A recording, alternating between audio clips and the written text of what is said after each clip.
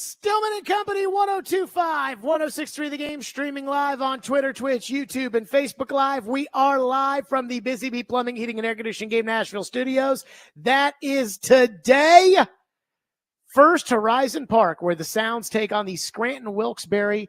I believe their name are the Rail Riders. They're the AAA affiliate of the Yankees. They will be playing tonight, 6:35 first pitch. Great seats available. It's a throwback Thursday, and I will be at the game, at least for a little bit today. Chairman of the board, David Reed, with us. We are presented by the Southern Bank of Tennessee. I will be at the game, at least for a little bit today, because my college roommate, Zach Wasserman, is the first base coach for Scranton Wilkes-Barre, and I am very, very excited that he was in A-ball last year. He's in AAA now, that maybe he could work his way up to the Yankees soon enough. So I'm very, very excited about that. The chairman of the board, David Reed, is with us today. Can you clarify something while you're out there? Is it Wilkes-Barre or Wilkes-Barre? Because I hear it both ways. Yeah, I'm going to have to put that one on the back burner. I have heard it both ways, though. Like when people say it fast, it's like Scranton Wilkes-Barre, but then it's also like Scranton Wilkes-Barre. So I think it's Scranton Wilkes-Barre, but I'm not completely sure. You know what? Jeff Him, I guarantee you he knows. Oh, yeah. You know, one step over. So I will figure that out. I want to start today's show off by giving a shout out because Ryan Reese, the grandson of the late, great Floyd Reese, is graduating from high school today as part of the class of 2025. I will never forget.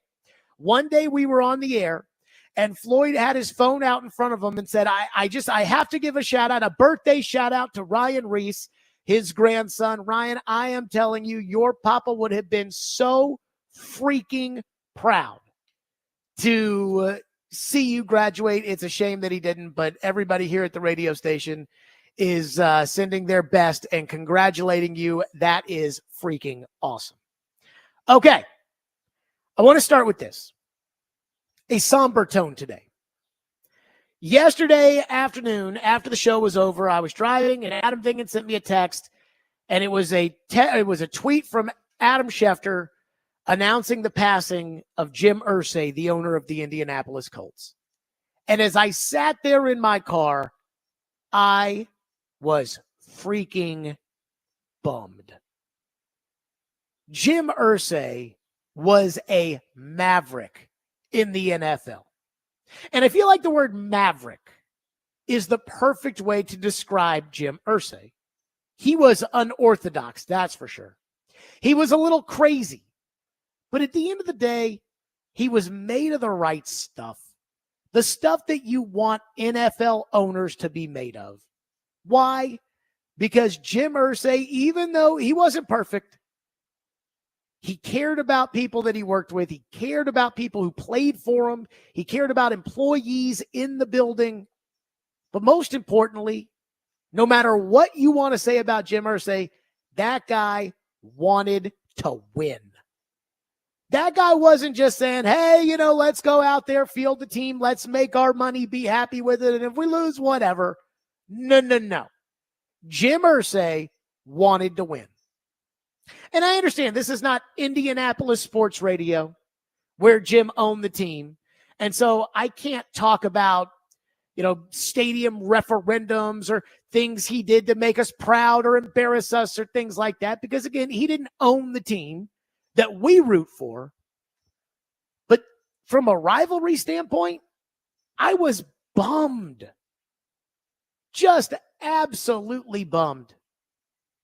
Jim Irsay was a huge part of the Titans-Colts rivalry. And I'm talking about a rivalry that started probably even before they formed the AFC South. And even continues to this day.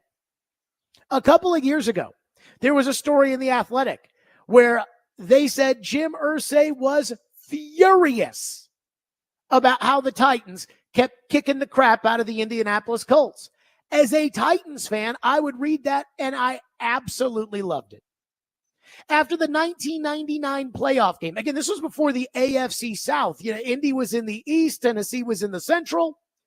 After the 1999 playoff game, Jim Irsay was so mad that so many Titan fans had infiltrated the RCA Dome in Indianapolis that Bill Polian had to call Floyd the day after the game to figure out if there was a mole in the ticket office that allowed so many Tennessee Titan fans to get tickets for that Indy playoff game. And when I think of that rivalry, the Titans and the Colts, it goes all the way back to McNair versus Peyton Manning. Or the way that the Titans after McNair felt like such a little brother to the Colts for so long. Or the fact that finally the Titans hired Mike Vrabel to be the coach, and the only reason the Titans were able to hire Mike Vrabel is because the Colts thought they had Josh McDaniels signed, sealed, and delivered for McDaniels to walk away at the last second. And with Jim Irsay, it was a fun rivalry. It was a fun, friendly football rivalry.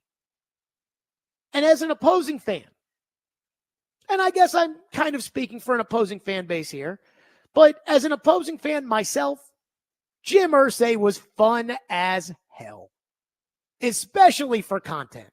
He'd have some crazy Jim Irsay media availability where he'd compare Matt Ryan to Peyton Manning, and it was always fun to laugh at. And we'd talk trash, and he'd talk trash, and he'd say crazy things. But he was fun because at the end of the day, you knew that Jim Irsay, even as an opposing fan, you knew that Jim Irsay loved football, and he loved what it stood for. And the owners who are really the stewards of the game, that's how they should be. Again, Jim Irsay was not a perfect football guy. But at the end of the day, there's a lot of talk in a lot of different cities around the country about, does your owner really care if you win or lose? I'm sure there's talk inside the locker room as far as the players are concerned, where there's talk of, does our owner really care if we're taken care of? And you never had to ask that when it came to Jim Irsay running the Indianapolis Colts. And as a football guy, I think his wackiness sometimes maybe held the Colts back a little bit. And it's obvious that Irsay was fiercely loyal to his coaches and his general managers, and maybe even sometimes to a fault. Now, in fairness, they were equally loyal back. You know, Bill Polian talks about how Jim Irsay knew everything when it came to running a football team because he had been a general manager at one point, but I highly doubt that Polian actually thought, hey, Jim Irsay could be a real general manager, not just the owner's son being a GM. But I got to say, the way that he loved to pay his own players, the way that he would take care of people, the way that he would back GMs and coaches, I'd always love it. You know, as an opposing fan, I always loved it because in certain situations, I'm like, yeah, keep the coach another year. But he was loyal. And I really respected that. And as a Titan fan, I hate the Ravens the most. When it comes to rivalries and teams and things like that, I hate the Ravens the most. I'm not sure how much the Ravens hate the Titans. Houston, yeah, they hate the Titans, and I think it's kind of phony and obnoxious, you know, about we want the uniforms back and ha, ha, ha. But the Houston Texans have never really had a moment where they've been able to kind of really break your heart. Throughout 20 years that they've been in the league, there really, in my opinion, hasn't been a moment where I'm like, man, the Houston Texans just broke my heart. And maybe some of that's because they don't win a lot, but that's their business. And Jacksonville has never owned the Titans in anything. Jacksonville's just been meandering along for pretty much 25 years after the Titans beat them 3 times in 1999. Indianapolis is the most fun and pure rival that the Tennessee Titans have. The Titans don't like Indy, and Indy doesn't like the Titans, especially at the top. At first, it was because they were elite, and as Titan fans, we were tired of always finishing with our noses in their butts every year in the standing. But also because when they owned you, later you flipped the script, you owned them. You went into Lucas Oil Stadium and blocked a kick and returned it for a touchdown. You had Derrick Henry go run for 200 yards against the Indianapolis Colts. I don't know where the Colts go from here. That's probably a larger discussion as far as, the daughters and owning the team and what does it mean for the quarterback and the coach and the general manager and everybody else, because I don't really know. I mean, I've read what their ownership structure was behind Irsay, but nobody really knows. But that's not what today's about. Today, in my opinion, it's just, again, taking a segment and remembering the character that Jim Irsay was. Sometimes that wacky character was good for the Titans. Sometimes it was bad. But at the end of the day, Jim Irsay was good for the city of Indianapolis. He was good for the Titans-Colts rivalry. And most importantly, he was good for the game. He was good for the game. He cared. He made it interesting. He made it fun. He wasn't trying to lead to work stoppages and lockouts. No. He cared about ball. And that's what it should be when it comes to an owner. Yeah, he was probably at times maybe a little too over-involved, but not so over-involved, i.e. the way the guy in Carolina's made it so that they can't ever win. He was good for the game. And that's why I wanted to take a segment out of today's show. Right off the top, I see people in the YouTube chat talking about taking having a shot in honor of Jim Irsay. Just off the top, I just want to, I'm going to take my bottle of water right here, and I just want to cheers to Jim Irsay because he was good for the game. He will be missed. Jim Irsay was 65 years old. Gone too soon.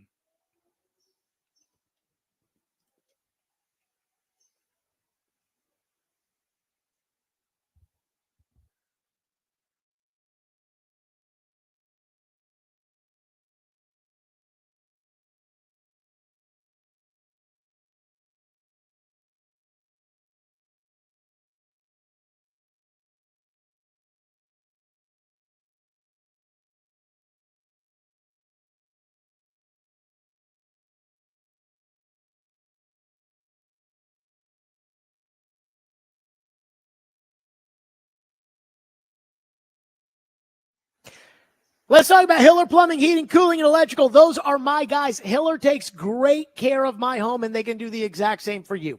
Nobody, and I mean nobody, wants to deal with a plumbing, HVAC, or electrical emergency. Why? Because most of the time, you do not know what it'll cost, if it will get fixed correctly, or if someone is just trying to sell you something that you do not need. That's right.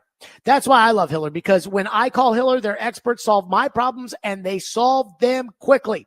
Hiller Plumbing, Heating, Cooling, and Electrical, where the price you're told is the price that you will pay, period. No hidden fees, no surprises. And I know you guys like that. Trust me, I like it too. So book online right now the exact same way I do by visiting happyhiller.com. That's happyhiller.com. Hiller Plumbing, Heating, Cooling, and Electrical, proud supporters of the Preds, the Vols, and Vandy. Hiller, call the Happy Face Truck today.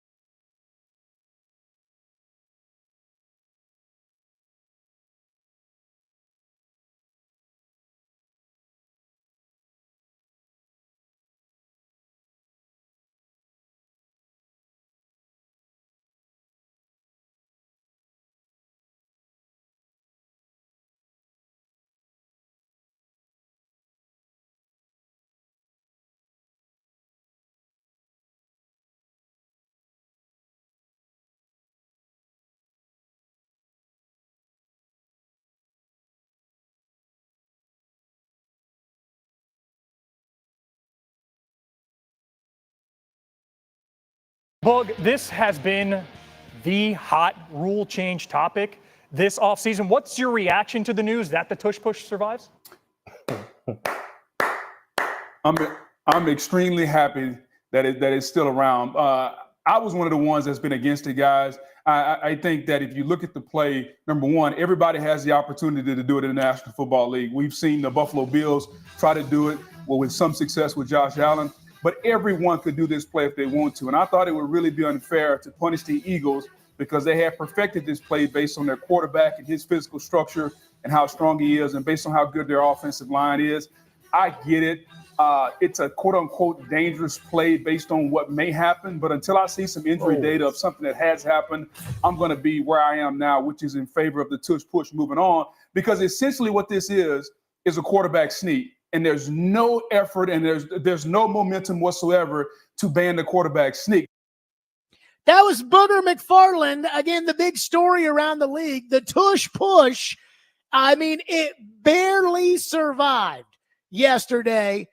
I think it needed 24 votes in order to be stripped from the game, and it ended up being at 22. Now, I'm going to cut Diana Rossini some slack because Diana said that she was talking to her sources, and her sources made her think that it wasn't going to survive. It survived by 2 votes. Again, the NFL needed 24 votes to ban the Tush Push, and they only got 22. According to Adam Schefter, here are the 10 teams that voted to ban the Tush Push.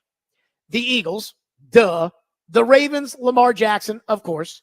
Cleveland, Detroit, which is a little surprising because they pushed the league's initiative on the playoff seeding, but Dan Campbell was, very rah-rah, and I think you need to be able to stop it, not be able to cheat it. So good for them. Jacksonville, Miami, New England, Vrabel, interesting. The Saints, the Jets, and the Titans. That's right. The Tennessee Titans were one of the teams that voted for keeping the Tush Push. And I was shocked yesterday when I saw that. Absolutely shocked. And here's why. Number one, the Titans almost always do what the Titans almost always do. Titans almost always do. That's right, Reed. The Titans almost always do. That's right. The Titans almost always do what the league says. If the league says, we want to have a game in Beirut, the Titans are one of the teams that always, we vote for it. We vote for the league. If the league says, we want to ban toilet paper at the facilities, the Titans say, I'm sorry, but no more Charmin Extra Soft. And I can't exactly tell you why the NFL and Park Avenue want to ban it. I understand why other teams want to ban it because the Eagles have gotten away with it. But the only thing I can think of with the league, and I know Booger said, I haven't seen the injuries, so I can't ban the play until I see it. I could see myself, if I was commissioner of the NFL, looking at Jalen Hurts or Jaden Daniels or Josh Allen and saying to myself, yeah, if a player like that gets paralyzed running the Tush Push, which is a dangerous play, if that happens, we'll say, they should have banned it instead of, now let's ban it. So that, I understand. But I can't get over the fact that the NFL wants to ban the Tush Push. And the Titans said no. No, NFL. The league is helping the Titans finance their new stadium. And I believe, this is just me personally, that the league played a very strong role, Roger Goodell specifically, in Rand Carthon being hired as the general manager. And yet on this, the Titans said no? That one I don't get it. And then second, the team that pushed to get this play out of the game was the Green Bay Packers. And Chad Brinker is Mr. Green Bay Packer, is he not? And it's not just, the lure of the Packers with Lombardi and Lambeau and Starr and Favre, but it's, the current hierarchy. Mark Murphy, the outgoing president, Brian Gutekunst, the general manager, Those are Brinker's guys, right? And you and I both know that the NFL is insanely political. Hey, you scratch my back, I'll scratch yours. So if the league, which again, we know is very political, is saying, hey, Chad, can you help me out? Hey, Amy, can you help me out? In both instances, Brinker with his Packer buddies, Amy with the league, both said, no. And again, I was stunned by this. Now, it is my understanding that the reason the Titans voted against banning the tush push was because the Titans believe that before they ban things from the game, they want to have a data-driven info to kind of review what they're voting on. And the Titans probably didn't believe that it was anything more than just people saying, it's dangerous. But that the Titans are leaving themselves open to reevaluate in the future. That's my understanding of why, is the Titans didn't feel like the sides arguing against it presented enough evidence, which is great. But since when have the Titans ever been a fair juror when it involved matters with the league? So I have a theory. You know I always do, right?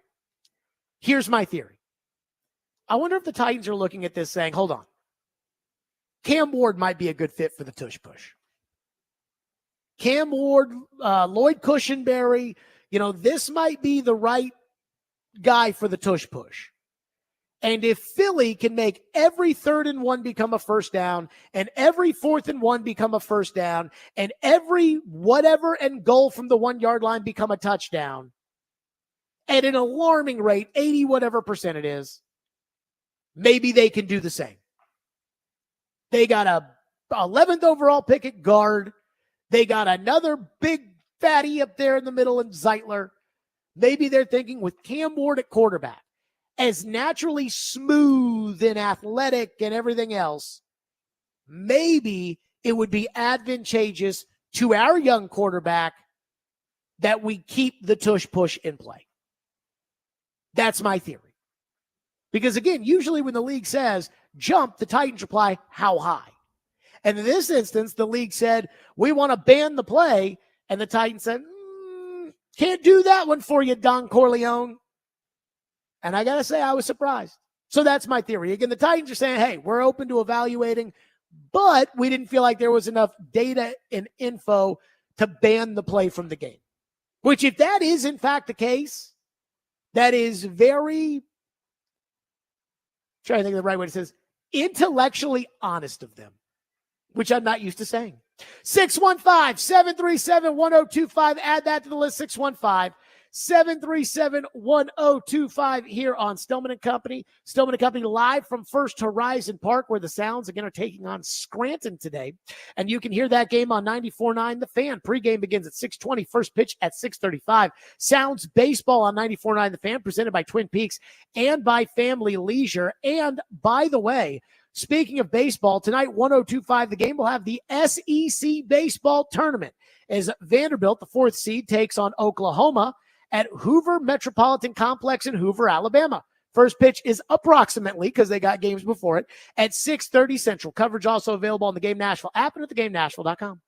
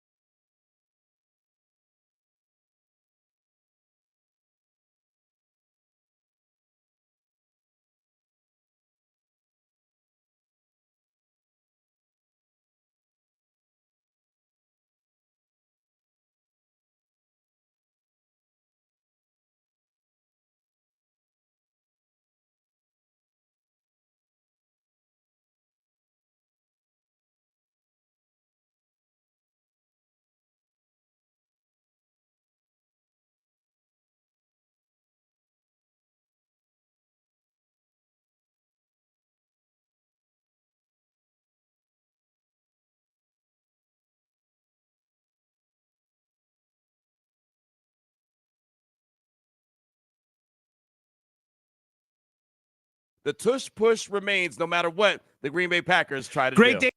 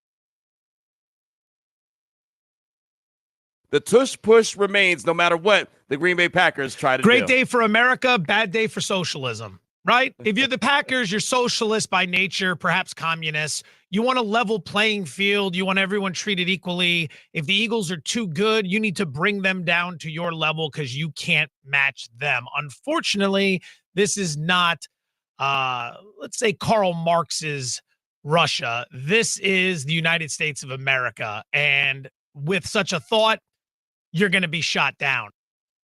That was ESPN Radio. I believe Reed last night. That was ESPN Radio. Yes. So that was Joe Q on ESPN Radio. Now, I don't know who, or Joe and Q. Joe and Q, yeah. And so I'm guessing that was Randy Scott. It sounded a little bit like that wasn't Q Myers, I don't think. So that was Joe and Q, and I believe that was Randy Scott. I could be wrong. I don't want to, or maybe it was Joe Fortenbaugh. I don't want to, hot take. Talking about socialism, the Green Bay Packers, socialists by nature, want to ban the tush push because they're not good at it and the Eagles are. First of all, I don't think that's actually true. I think that the NFL wanted the tush push banned. Why the NFL wanted the tush push banned, I don't know. Like, I'm talking Goodell at Park Avenue. The same way that I watch an NBA game and I see NBA teams wearing stupid uniforms, and I'm like, if I was commissioner, they'd be gone.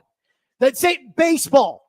I watched the Orioles the other day. I was flipping channels. The Orioles had on orange pants. I think that is felonious. Like, that should be banned. If I was commissioner of baseball, get rid of the orange pants. You're wearing gray on the road, white at home. You can wear whatever color top you want, but you're wearing gray on the road, white at home. And so maybe that Goodell's sitting there watching the games, flipping, on a Sunday, and he's saying, no, I hate this play. Screw it. I want it out. Maybe that's what it is.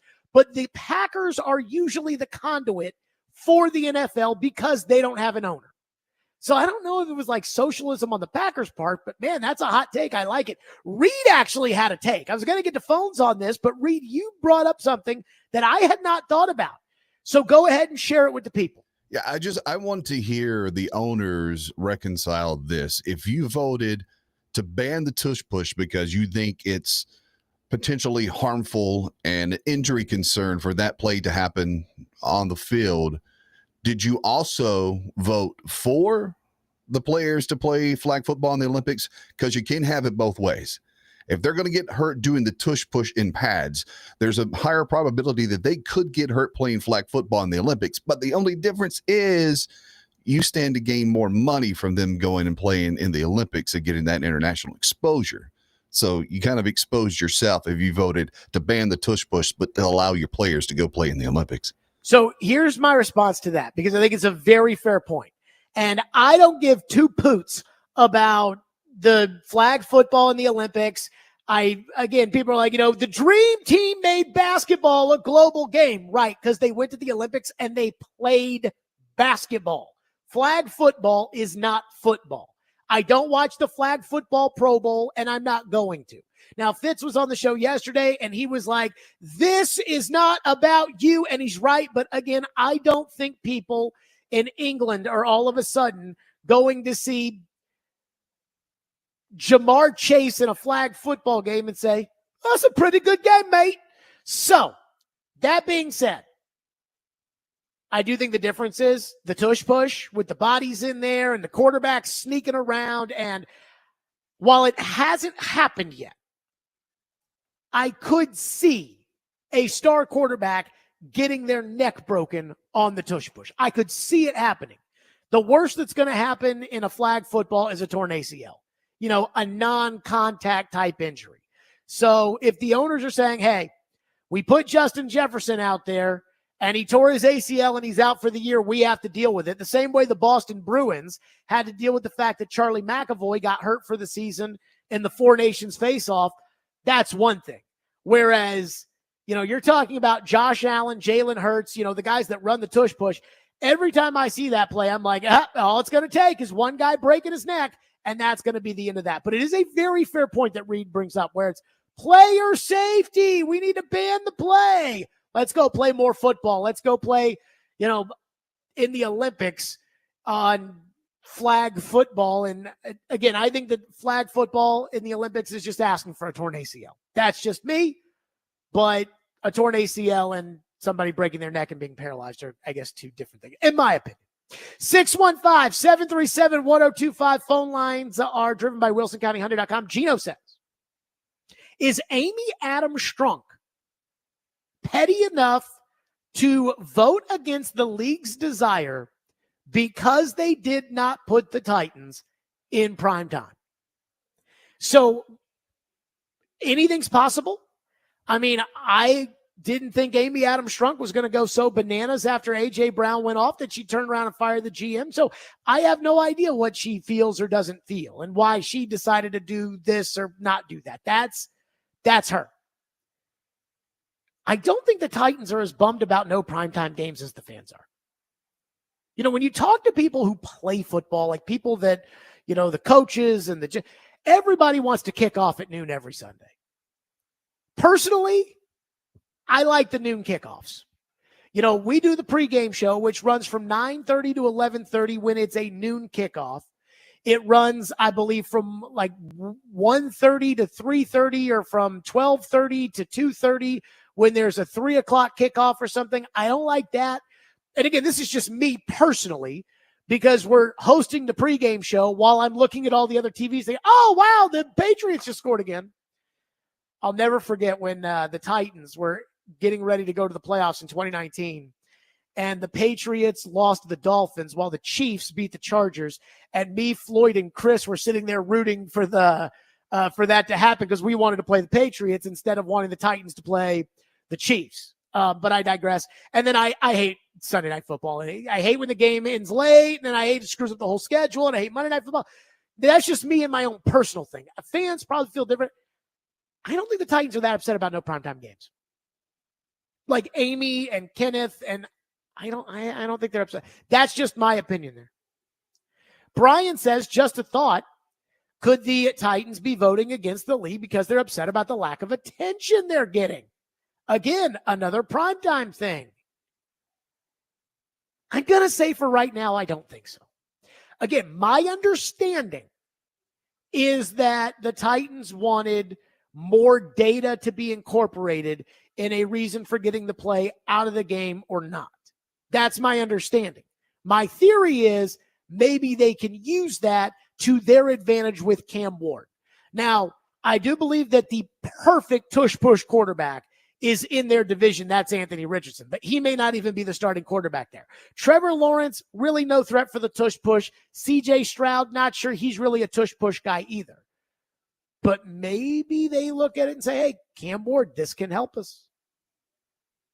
One texter says that player safety, that's all they say, and yet they play on concrete pads every Sunday. That's okay, though. They play on that kind of grass stuff. It's not the same. One texter says, as a Packer fan, I can tell you that the Packers run it a lot. Talking about the tush push, it's called the Jordan Love shove. Do they, though? Like, do they really run it that much? And I say that as somebody who watches the Packers when they're on TV in an interesting game. I do not watch the Packers every week. I am not Robbie Stanley. But when the Packers kick off at 3:30 and it's the main game and I don't have something else, I'll watch it. Sunday Night Football, I'll watch it. They're not one of the teams that I just cannot watch when they get put into prime time. The teams that I cannot watch in prime time, I cannot watch the Bears in prime time. Every time I see that a Monday night game or a Sunday night game is Chicago, I'm like, oh, God. I cannot watch the Dolphins in prime time. I think they are just awful to watch. And this may be unpopular. I find the Steelers to be a little boring of late. You know, when the Steelers are in a primetime game, it's like, this is a rough and tough AFC North game. I'm like, yeah, I'd rather take the Ravens than the Bengals. I'd rather watch them play. One texter says, don't remember which teams, but there are two teams who are ahead of the Eagles for quarterback sneak success. And with flag football, Roger Goodell is wanting to grow the game internationally. Again, I just don't think people internationally are going to see Joe Burrow in a flag football game and say, oh, okay, now I care. It's not the same as Jordan and Magic and Larry and Scotty and Barkley and Ewing and those guys in Barcelona. It's just not the same. And maybe I'm wrong. I've been wrong before. Maybe I'm wrong. But I just don't see it. I just don't. It just doesn't vibe with me. One texter says, in order to use the tush push, the Titans have to have an offense actually good enough to get within 1 yard of a first down. That comes from Allen. I will never forget last year against the Packers. And this was a moment where I really looked at Brian Callahan like, dude, are you really ready to be head coach?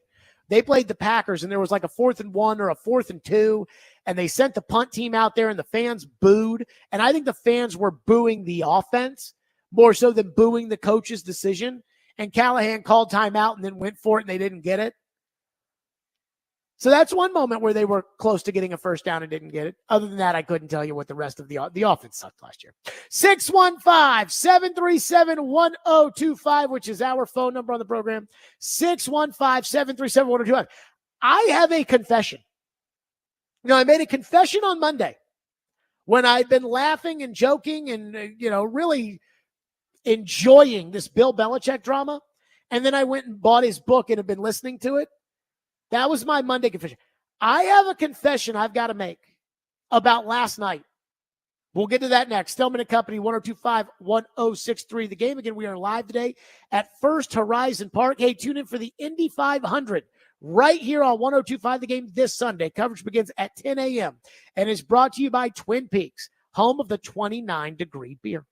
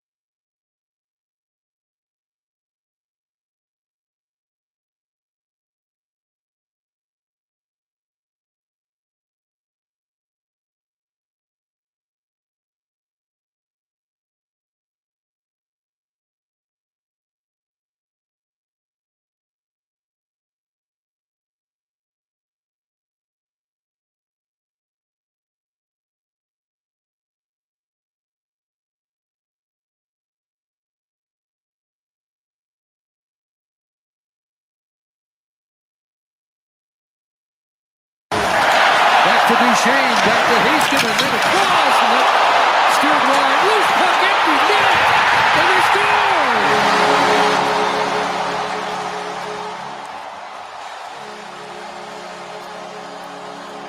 Three straight, Ben Duchesne has the go-ahead goal for Dallas. Right behind him, yeah, traffic in front of Lupe Hintz on the doorstep. It goes by. He's still looking around, and a second chance there by Duchesne. He hits on the first opportunity as it came off the backboard. Right there into the back of Hintz, and then the quick release. Duchesne has been stuttering completely. Across Duchesne. There you go. That was last night. The Dallas Stars, Matt Duchesne off the schneid. They beat Edmonton. And at the same time, the New York Knickerbockers fell at the hands of Tyrese Halliburton, that bad man, and Vanderbilt, former Vanderbilt Commodore Aaron Nesmith. And I woke up this morning, and this is the confession I have to make. I woke up this morning thinking that the Edmonton Oilers had won and were up 1-0, and that the New York Knicks had won and were up 1-0. I fell asleep last night. I turned on the hockey game, saw 3-1, figured, click, turned on basketball, saw it was close. And I was like, okay, this is a little interesting, but it was like 8 points with a minute to go. And it was like 4 points or 5 points with 20 seconds to go. Now, apparently, Lindsay told me that because I was like, I don't remember when I said, okay, the Knicks are going to win, click. And apparently, Reed, there was no moment where I said that the Knicks were going to win, click. Apparently, it was her doing the clicking because I had fallen asleep. She was just trying to save you. So I guess I wake up this morning, and before I went on the morning show, I heard Ian's update, and Ian's talking about how the Knicks fell at the hands of Indiana. And I said to myself, wait a minute, the Knicks lost? I thought the Knicks, what? And Ian's like, yeah, Halliburton hit a shot to tie it, sent it to overtime, and then the Pacers won the game in overtime. I say, you got to be kidding me. And so I have a couple of thoughts. Number one, this is not the first time recently this has happened to me. This happened on Saturday night. I turned off a baseball game because I thought it was over, and it was not. What is the matter with me? That's the first thing. The second thing is I need to know. I will be fascinated what the TV ratings will say about the two NBA series, because the NBA series in the West, game one between Minnesota and who is it? OKC? Yep. Minnesota and OKC, horrible TV ratings. I mean, horrible compared to last year. And let's not kid ourselves, Minnesota and OKC, not exactly Boston and LA. The Knicks, ESPN is convinced everybody cares about the Knicks. Now, I don't care about the Knicks. I mean, again, I fell asleep during the game, apparently. But ESPN is convinced everybody cares about the Knicks because everybody who makes decisions, for the most part, at ESPN lives in New York, and they care about the Knicks. So if they care about the Knicks, they figure you care about the Knicks. And I'm not sure that that's exactly how the world works. But if they're going to have games like that, I mean, now I will watch game two. I watched the end of game one last night. I will watch the end of game two no matter what. Because clearly, you got to, as they would say, you got to wait until the fat lady sings on these. Because, again, last night I figured, hey, good fight from the Pacers late, but this thing's over. And then I wake up and they won. And then with Dallas, I woke up, they won. And we got to figure out, by the way, how the Dallas Stars keep winning as much as they do. And I know they've got really good players, right? Haskinen's really good. Robertson's really good. Hintz is good. And they just traded for Remax Rantanen. And they've always had Jamie Benn and Tyler Seguin. And so they've had good players. But their players aren't that good. Like, I know why Edmonton wins. They have McDavid and Draisaitl. I got it. Why do the Stars keep winning? Is it simply the coach? Is it simply DeBoer? That I don't know. T-Bone says, as a lifelong Titans fan, I could care less if we have primetime games this year. I love the noon games. I love the noon games too. You know, I don't know about you guys, but the 3:30 game sometimes is hard for me to get into. Now, with the Titans being as god-awful as they've been the last couple of years, it's easier simply because I can kind of wake up, and I can kind of, mentally check out of the Titan game. But it used to be where I'd be so spent emotionally and mentally after the Titans game that I just needed a break before Sunday Night Football. Now, with the Titans being bad, I can kind of do it. But I agree. I like the noon kickoffs. I like it being done by 3 o'clock. One texter says, as a Titans fan, you're used to turning the game off when it looks like it's over because the Titans don't come back. Let me say this, man. We can crap on the Titans all we want, and we do that on this program. We laugh at the Titans. We make fun of them. We're going to make fun of them in the next segment. But I remember, I believe it was January 8th, 2000, when they returned that kick against the Buffalo Bills. Don't get too excited there. 615-737-1025. So, there is something that I have criticized the Titans for that Titan fans do not seem to be upset with. They actually think it's a good thing. They think it's a fundamental thing. They think it's actually going to be great. We'll get to that next. Stillman and Company, 102.5, 106.3 The Game.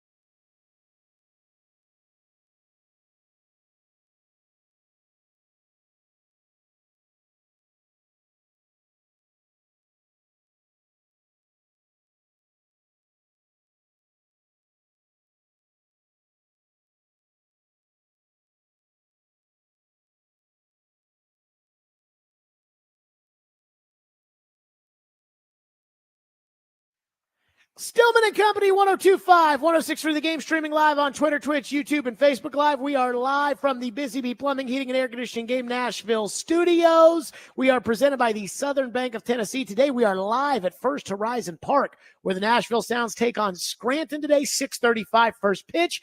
Tons of great seats still available. Again, I'm very excited about today's game.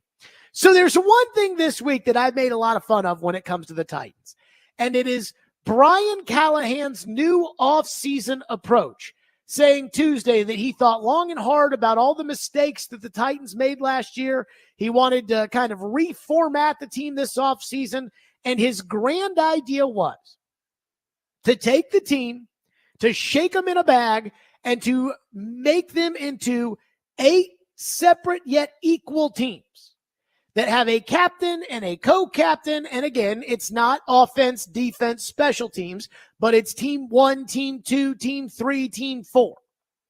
And that in everything they do, there's a competition aspect to it. So you jump off sides, you lose a point. You throw an interception. He said the other day, if Amani Hooker intercepts a pass, then that is 3 points for Amani Hooker's team, but minus 3 points for the quarterback who threw it. So if the quarterback that threw it is on Amani Hooker's team, then it's a net of 0. And on Tuesday, when Brian Callahan said all of that, and let me say this, I like Brian Callahan. I think he's a nice guy. I don't have anything against him. But when I heard Brian Callahan say that, I thought to myself, what? This is the National Football League, the NFL. Where, again, a guy that worked in it for 36 years that knew what he was doing told me players only care about 2 things, money and playing time. Tony Pollard was asked, so what are these points for? What does the winner get if they do this? And he said, that's a good idea. I don't know.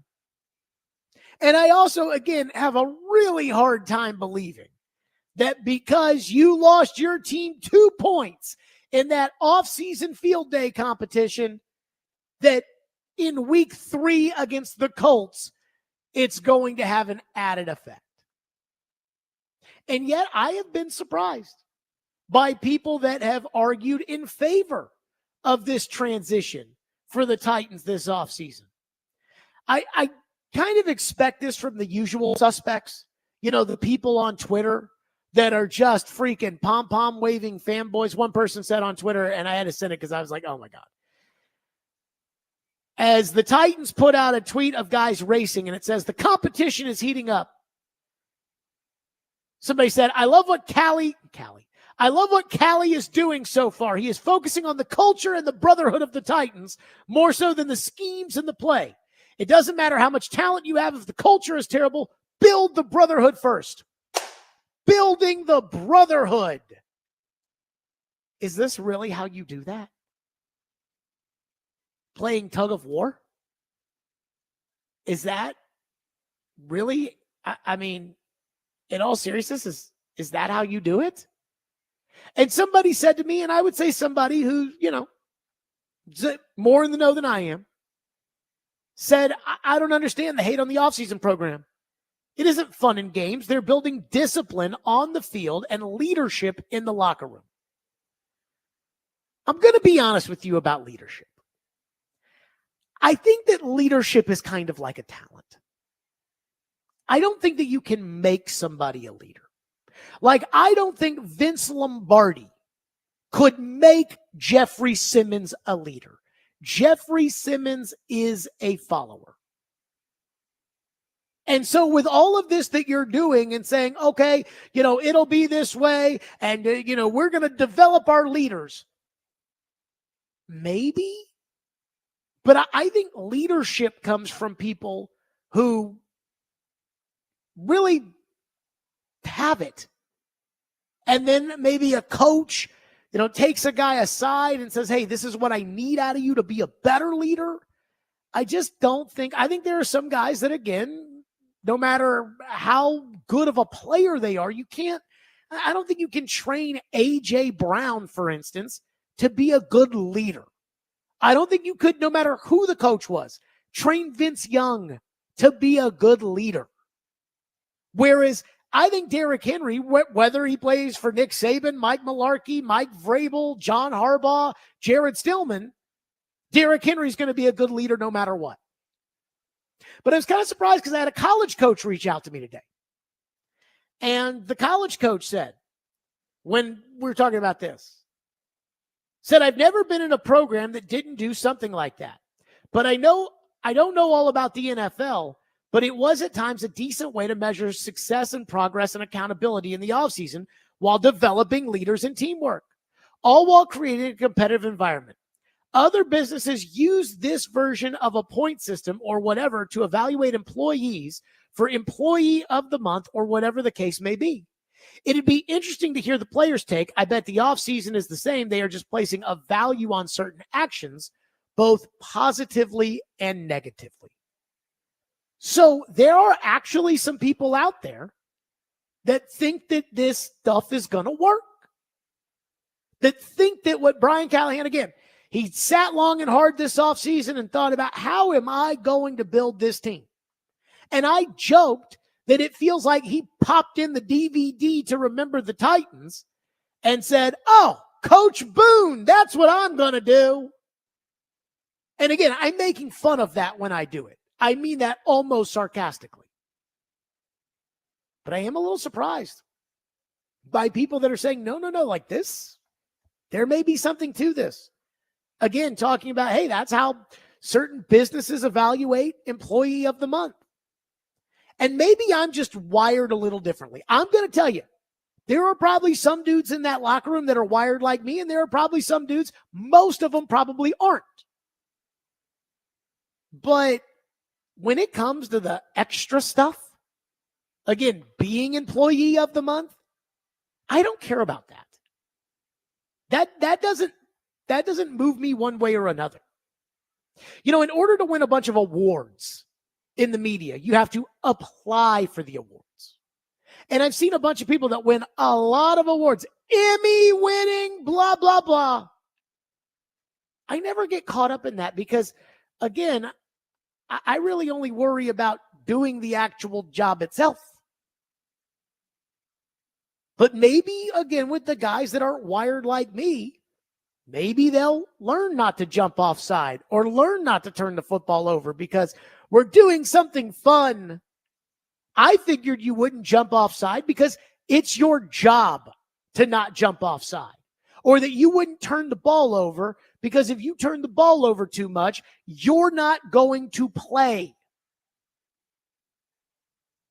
But again, college coach, somebody in the know saying, no, this is building leadership and teamwork. And again, I'll be stunned if this actually makes a difference. Again, I've watched 1,000 football life documentaries. I remember watching the one where they talked about Troy Aikman being benched for Steve Berline. I remember the one where Terry Bradshaw went to Chuck Noll and asked to be traded because he wasn't playing, and Chuck Noll said, I'm not going to trade you. And then Terry Bradshaw harbored ill will and angst towards Chuck Noll to the point that Terry Bradshaw didn't even go to Chuck Noll's funeral.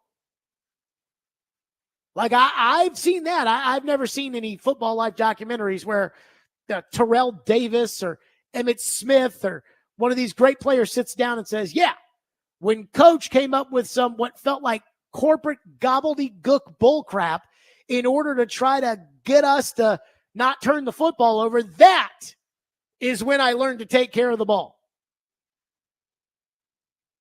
But what do I know? Because, again, people think this might work. 615-737-1025, which is our phone number, 615-737-1025. Corey Curtis, News 2, will join us early here on the program. Somebody texted in and said, have you not seen the clip of them playing rock, paper, scissors? Timeout. There's a clip of them playing rock, paper, scissors. David Reed, are you aware of this? I'm hoping that's a joke to trigger you. Well, because somebody said to me today when defending this program, you know, again, we're building the brotherhood here. Like it's, again, remember the Titans when Coach Boone. You know what? Why doesn't Brian Callahan have them wake up at 5 a.m. and go on a jog? I mean, I live out in Forest Hills, and they have all those signs of like the Civil War, monuments or whatever, and have them go jog from the facility at Metro Center all the way out to Forest Hills or Franklin or wherever these battles were fought, and have that moment like Coach Boone and Remember the Titans at Gettysburg.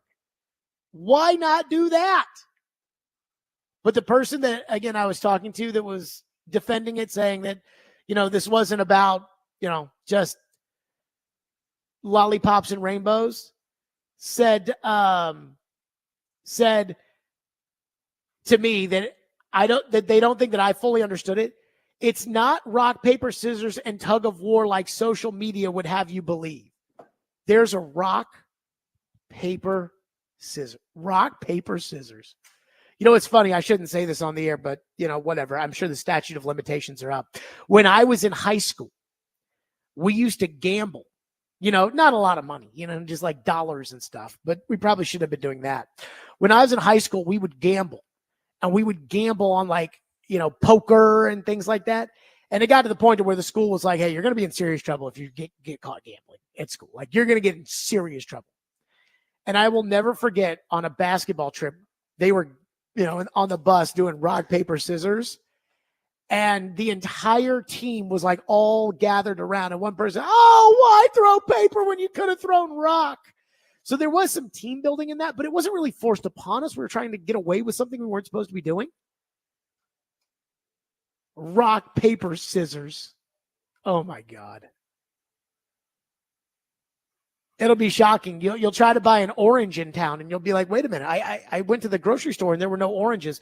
Oh, that's because all of the oranges sent to Nashville were sent to the Titans facility. They've cut them into orange slices, put them in little baggies, and the players will suck on them and eat them after practice. Tug of war, rock, paper, scissors. 615-737-1025. Corey Curtis joins us next. Someone to Company, 1025 The Game.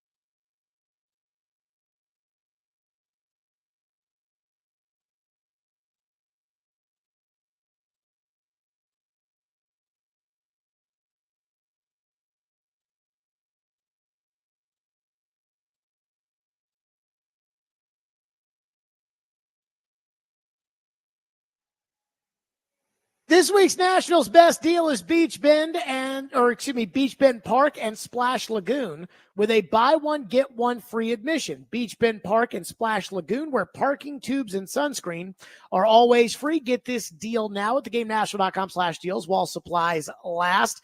So the Titans have come up with a new, fun, innovative way to work on discipline and leadership and team building throughout the offseason, and apparently, unbeknownst to me until just now, it involves them playing rock, paper, scissors. That I was unaware of. Corey Curtis, News 2, joins us now on the program. So, Corey, we start there. You were at the press conference this week with Brian Callahan when Brian Callahan talked about the new 8-team format. You guys asked Tony Pollard about it and everybody else. What's your take on it? You know what? Mike Mularkey did something really similar. Where he made practice really competition based, and there might have been different reasons, but I think when you're a losing football team, you've got a lot of stuff to work on, and I think you got to, Lou Holtz, I covered him at South Carolina, and he used to always say, "Cars in his ditch, who's going to get out and push?" And I think this is all about getting everybody on the same page and getting everybody out of the car to push. And so I think anything that helps you, build competition, build communication, build leadership, and build a belief in your football team are all good things. Look, there's different ways to get there. And I think a team is an evolution. And I think like this team right now is an infant. And so I think it takes handling it a little bit different way. Do you think that works though with grown 30-year-old players that are millionaires? Well, I think you're focusing on rock, paper, scissors. And I think that is a minute portion of this. I think it's more about getting guys to work together, to get to know each other, to root for each other, and to be accountable for their performance on a daily basis. And so I think that all works. Whether you play rock, paper, scissors or not, it makes no difference to me. But I think how it formulates into practice every day, I think does matter. I think that does matter. Here's my problem, though. Not so much with that. You're right. I am making fun of rock, paper, scissors more so than anything else.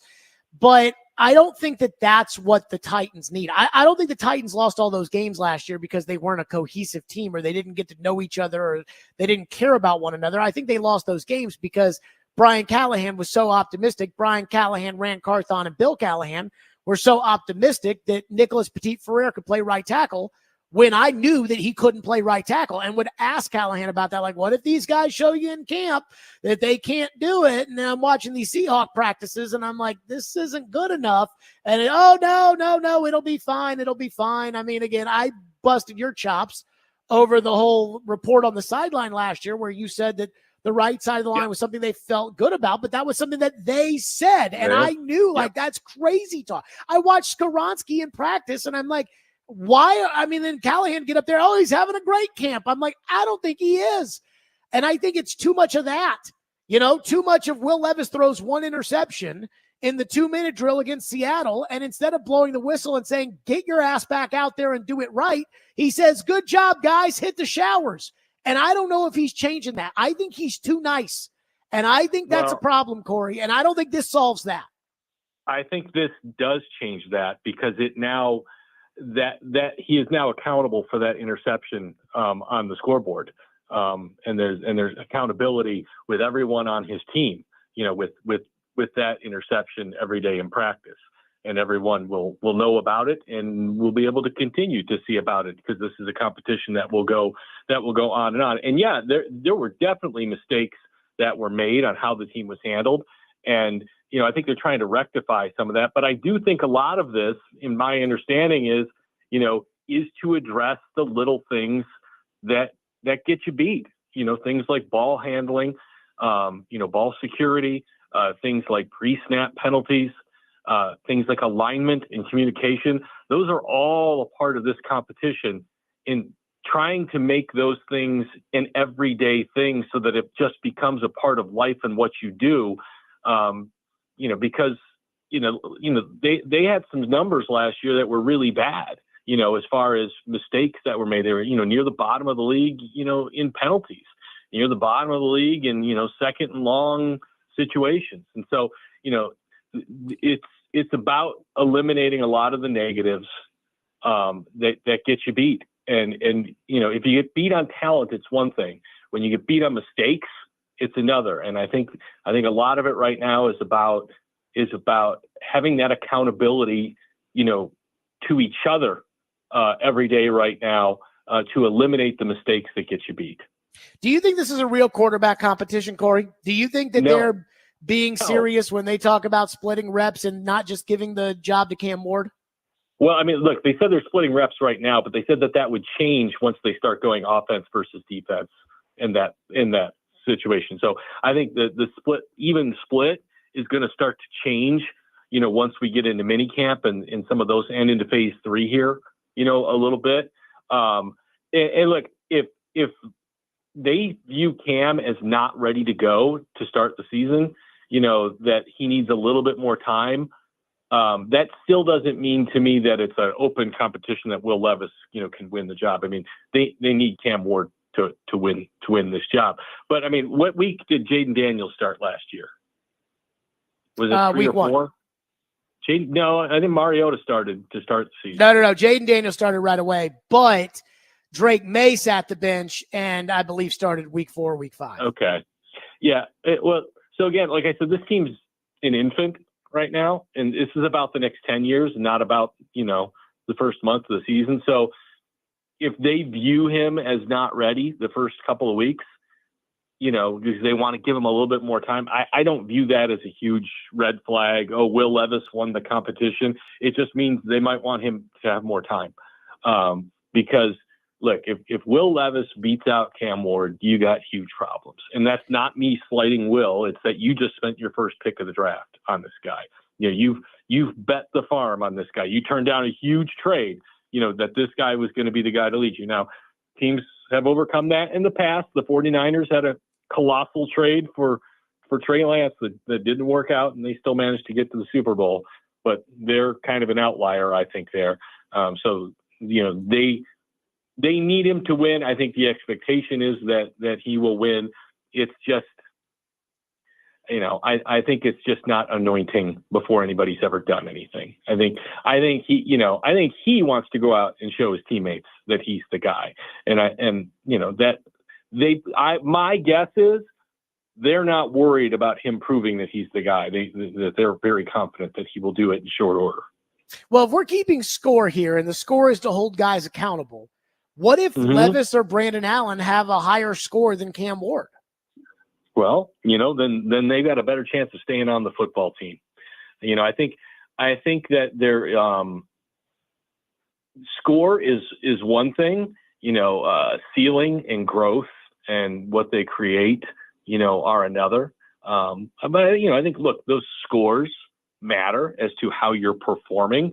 But again, if we go by what the score would have been last year, probably would have been in the negative for the Titans quarterbacks. So, if we can just get that number back to even this year, that would be a nice step forward. Well, Will Levis was terrible last year in OTAs. He was terrible in 7-on-7s. He was terrible in training camp. He was terrible in the Seahawk practices. I mean, I got to say, if we're going to sit here and say that, hey, this thing matters now, we're taking it more seriously, this matters, this is more important, but then it's like, well, but not for Cam, then it's bullcrap. You know what I mean? Well, but again, if he's not ready, then don't start him. That's my thing. You don't have to. And maybe that's why they're taking their time with it. But, I agree with you. If Cam comes out and he struggles in camp and you think he needs more time, give it to him, because it's about the next 10 years. It's not about this year. I agree with that. Corey Curtis, Fireball Hot Take Friday is tomorrow, but I want your hot take today. What do you have? Everybody, the NFL is going to allow players to play flag football. And all I keep hearing is everybody's like, well, what if this guy gets hurt? What if that guy gets hurt? What if this guy gets hurt? And believe me, I get that. But nobody says that about Ronaldo and Messi with the Olympics or the World Cup. All right? Nobody says that about Michael Jordan or LeBron when it came to playing in basketball in the Olympics. All right? Why is it different for NFL players to go play flag football? It's a non-contact game. All right? This is what they do every day in practice. Let them go play. Some guy may get hurt.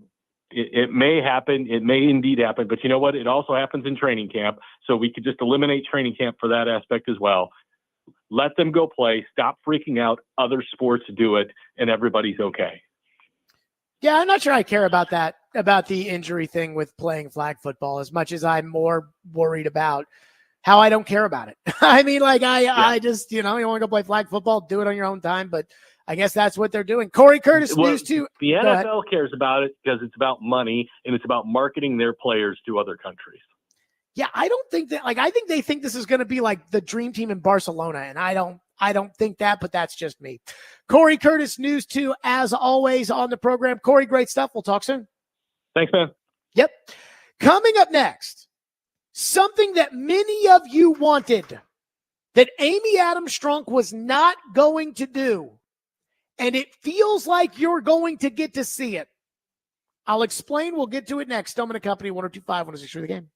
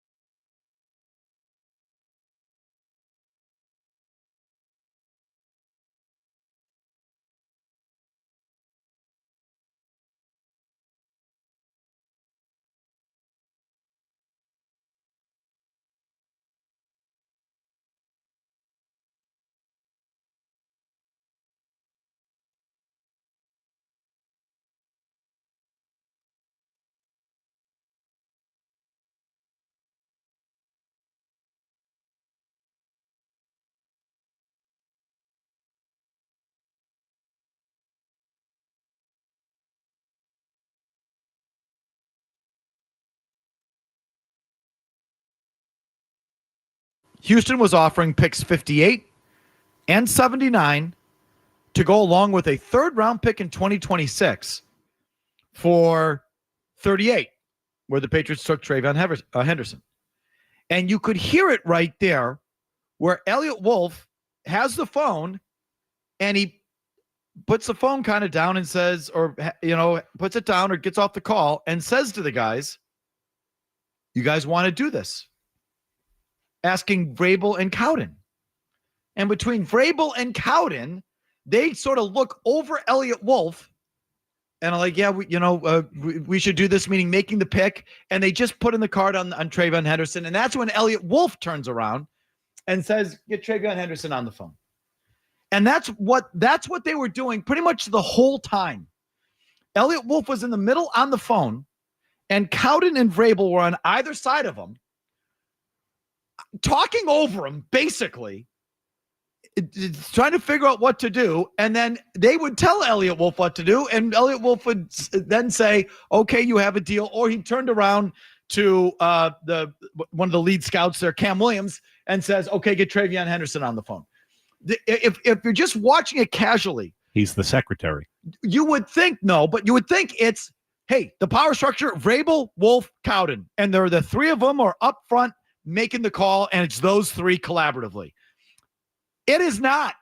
It was Vrabel and Cowden, and Wolf was the admin. Wolf was the secretary. He was the courier. Gertrude, get Fred Wilson on the phone. There you go. That was Boston Radio. Apparently there is a Forged in Foxborough YouTube behind-the-scenes Hard Knock style series, which I will tell you that I have watched.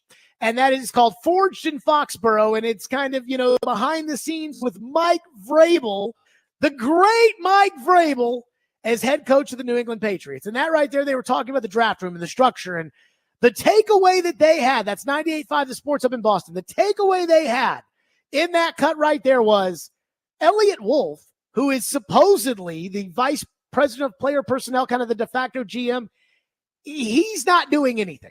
Like, it is Vrabel's show. That is the sentiment. That is kind of the sense that it is Vrabel and Cowden, and they are telling Elliot Wolf, get Johnny Joe on the phone. And so let's just say that is what is happening in New England. Then what that tells us is that the New England Patriots and Robert Kraft are willing to give Mike Vrabel and Ryan Cowden, but really Vrabel, what Vrabel wanted from Amy Adams Strunk when she fired John Robinson in 2022. I remember asking Vrabel after Robinson got fired, do you think you're qualified to run a personnel department? And of course, Vrabel gave me this spiel about doing what's best for the team, or, what's better every day and worried about the player, Vrabelese. But he didn't say no. And then Joe and Diana Rossini reported after Vrabel got fired that Vrabel told Amy when she had fired Robinson and was looking for a general manager, just make me the GM. Give me the Belichick powers. Give me the Andy Reid powers. Give me the Pete Carroll powers. Give me the Sean Payton powers. Give me the Kyle Shanahan powers. I've earned it. Give it to me. And apparently that pissed Amy off. Well, apparently he's getting that in New England, with Cowden right there as his right-hand man. And I will say this, I have watched some of that YouTube series, The Forged in Foxborough. First of all, it's too long. It's like an hour long. And in it, they're in personnel meetings, and there's Vrabel's right-hand man, Stretch, just sitting down writing stuff in the meetings. And, again, these are personnel meetings, not coaching meetings. I think they're probably right. I think this is the Vrabel show. Elliot Wolf is going along to get along. But Vrabel is going to operate in a silo the same way he did with Rand Carthon, where it's him and Cowden over here and it's Wolf over there. And it sounds like, again, Vrabel's the one calling the shots. And I'm sure there are going to be some of you out there that are going to say, Jared, why are you making a big deal about this? Because Vrabel is gone and it's on to, focus on the Titans and not who used to be the coach of the Titans and not. Well, I'm going to tell you why I'm focused on this. Because this is what Vrabel wanted. This is what he wanted all along. Supposedly, if we are to believe that it is him and Cowden and that Elliott Wolf is being treated like the secretary and getting, players on the phone to call them or whatever, but that it's Elliott Wolf. Again, the way they broke it down was that the Texans had called trying to trade up to 37 and that Elliott Wolf was on the phone with Houston and looked over at Vrabel and Cowden and said, what do you think? And Vrabel and Cowden talked to each other and then said no. As in, it's Vrabel running the show, conferring with Cowden, which if Cowden had been named the general manager, that's exactly what would have happened around here. Well, won't it be nice to kind of see whether or not Vrabel's right? Again, I would never give Mike Vrabel that kind of power. I do not think Mike Vrabel has enough experience in personnel to be able to pick players and pick them appropriately.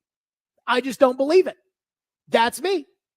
But I'm also open to the idea that I might be wrong. Amy Adams Strunk, whether it was right, whether it was wrong, apparently she felt the same way. No, Vrabel, you are not entitled to be in charge of the players. A lot of you think that was a terrible mistake on her part. Well, we're going to see. And so I actually think that this is great. I am incredibly interested in this. And I can't see how a lot of you wouldn't care. If Mike Vrabel's in charge of the Patriots, I mean truly in charge, where if Vrabel wants Will Campbell and Elliott Wolf wants Johnny Joe, they're going to draft Will Campbell, and everybody knows it. If it really is Elliott Wolf, hey, Gertrude, go get Johnny on the phone. If that's the case, and it is Vrabel and Cowden, you are going to see in New England what you would have seen here. And even with Drake May already there as the quarterback, well, again, you've got Cam Ward. So we're going to see if them doing it their way, we're going to see if it actually works. I don't think it's going to. I think Vrabel is going to build an okay team. I think Vrabel as a head coach, with him calling the shots, is a 7-8 win coach. If Vrabel has a good general manager, he is an elite coach. But again, every time I think about all the things people say about Vrabel, there's one thing that keeps coming back into my mind, and that's, Todd Downing. Every time I think of that.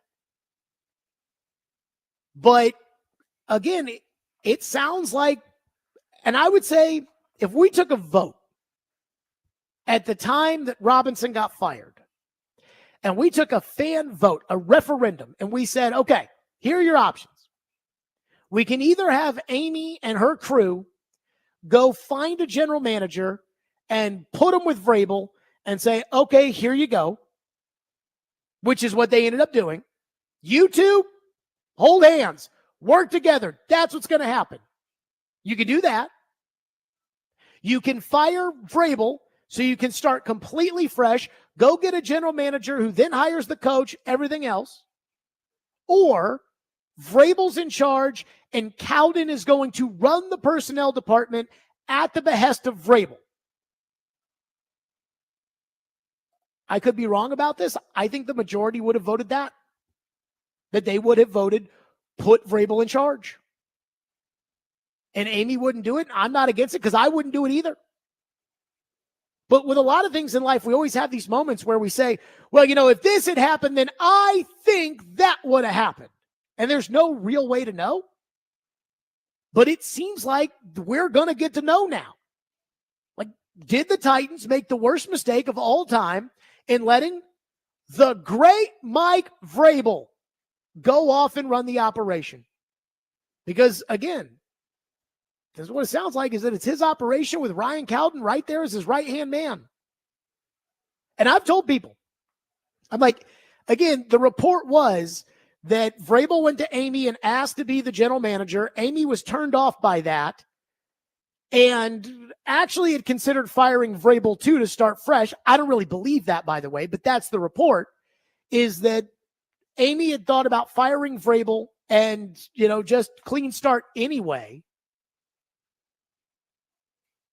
And if that's and I said, look, looking back on it, and I didn't like this at the time, but I didn't think it was going to necessarily be as bad as it was. I said, if you're going to really go and get a general manager to work with Mike Vrabel, where Vrabel was, toothpaste out of the tube at this point, you should just go ahead and get Vrabel somebody he wants. And clearly that person is Cowden. So if you wanted to keep Vrabel so badly, you didn't want a fresh start, then you should have just hired Ryan Cowden and let Vrabel do it. But I think they're going to fail. I could be wrong. A lot of people, even the people up there, they think, oh no, Vrabel, he's got it. He's a dude. But at least we get to see the end result. Somebody's going to be right. Amy's going to be right, or Vrabel's going to be right. I'm going to be right, or I'm going to be wrong about it. We'll see. And I am excited for that. 615-737-1025 is the phone number. 615-737-1025. We'll get to your phones on that. Plus, I do have one other thought on the Vrabel thing. I have a theory that I want to get to, and we'll do it next. Stillman and Company, 1025, 106 again.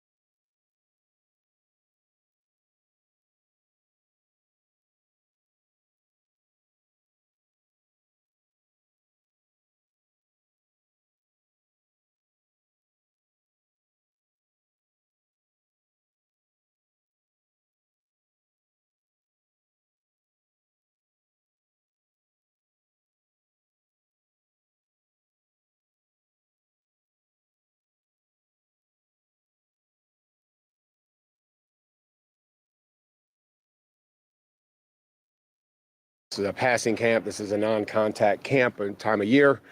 But I think the receivers and the DBs can certainly look to mirror and shadow and react and, still go make plays on the football and try to stay up. It's hard to, maybe the running backs you can evaluate, are they picking up the right person in protection?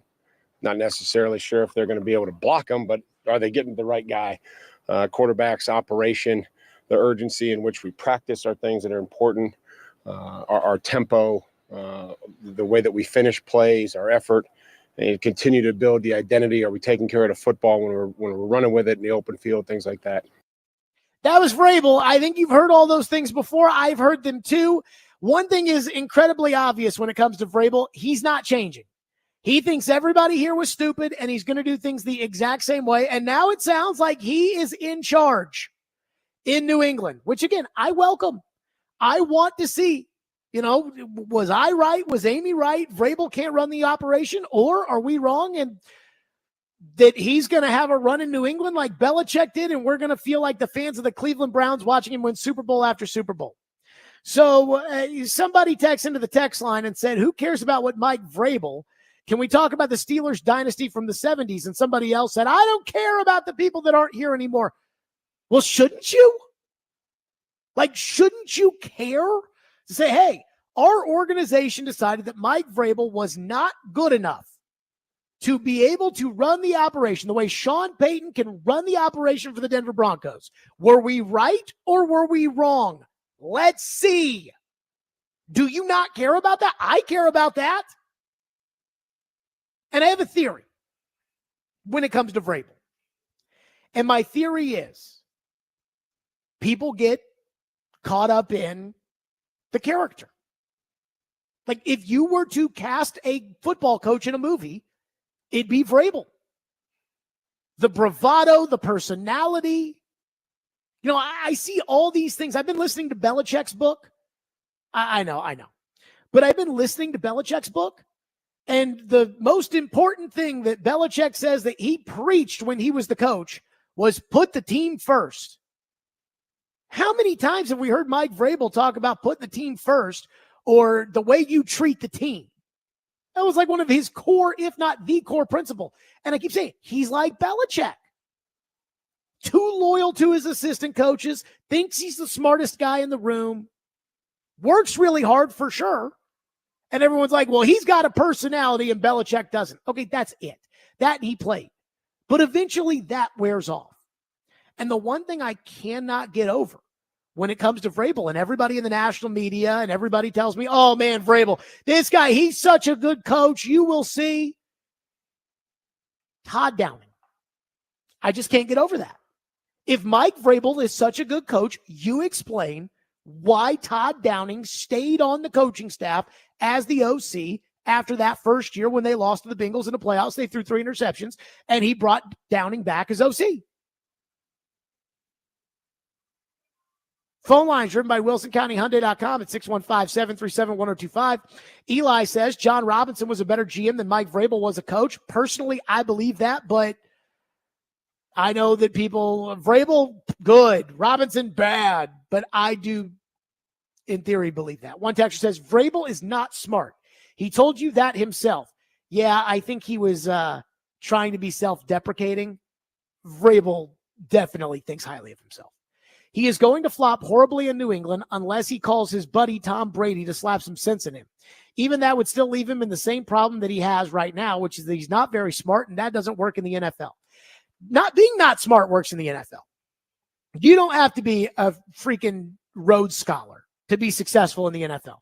I mean, look at Belichick. Again, Belichick's won 6 Super Bowls. He's going to go to the Hall of Fame. And, I mean, look at him. Come on now. Look at him right now. But I do think Vrabel needs to stay in his lane. Dan Quinn, I think, is a solid coach with some dopey tendencies that can bite him in the tush at the wrong time. But Dan Quinn in Washington, he's never going to try to overstep his boundaries. Vrabel, it's like my way or the highway, and it's going to be that way. And I don't think that works. That's how Parcells was. That's how Belichick was. That's how Vrabel is. One texter says the Titans are going to look dumb as hell if he goes there and succeeds. We just gave him his audition for the rest of the NFL and gave him away. That is the Titans' way. Piss it away. Piss it away with Vrabel, piss it away with A.J. Brown, and piss it away with Derrick Henry. I can understand how you feel that way. I'm just going to tell you, if Mike Vrabel is such a good coach, explain the coaching staff at the end here. And I believe, John Robinson's probably never going to get another job in the NFL, and I hate that for him, but that's kind of the reality of the league. If he were to get another job, I believe that he would do a better job because he would learn from the mistakes of the first go-round. He wouldn't draft another Caleb Farley, or he wouldn't trade away A.J. Brown if he was in a similar spot. I could be wrong. I'm just assuming. Vrabel's actions in New England tell us he's not changing. He doesn't think there was anything that he did wrong, and it was more so about he got done wrong. And I just don't believe that. But you know what? There's a scoreboard. We will see. 615-737-105. TD is with us for the TD Power Hour. We'll get into the Titans offseason. We'll do it next. Stillman & Company, 102.5, 106 through the game.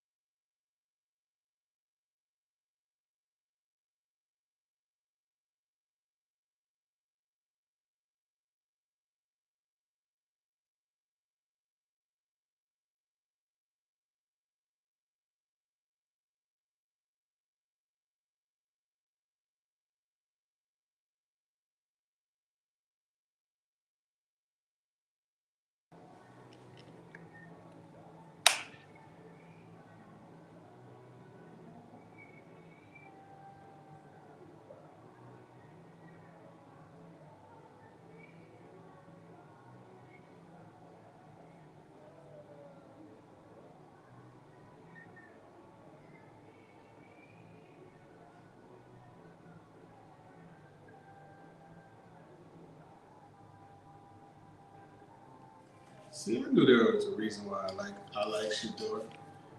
What's that? I just realized that his girlfriend is one of the this is Shansia, man. She is like, she's a reggae artist. Okay. Oh my God. He's on that. Proud of the young fella.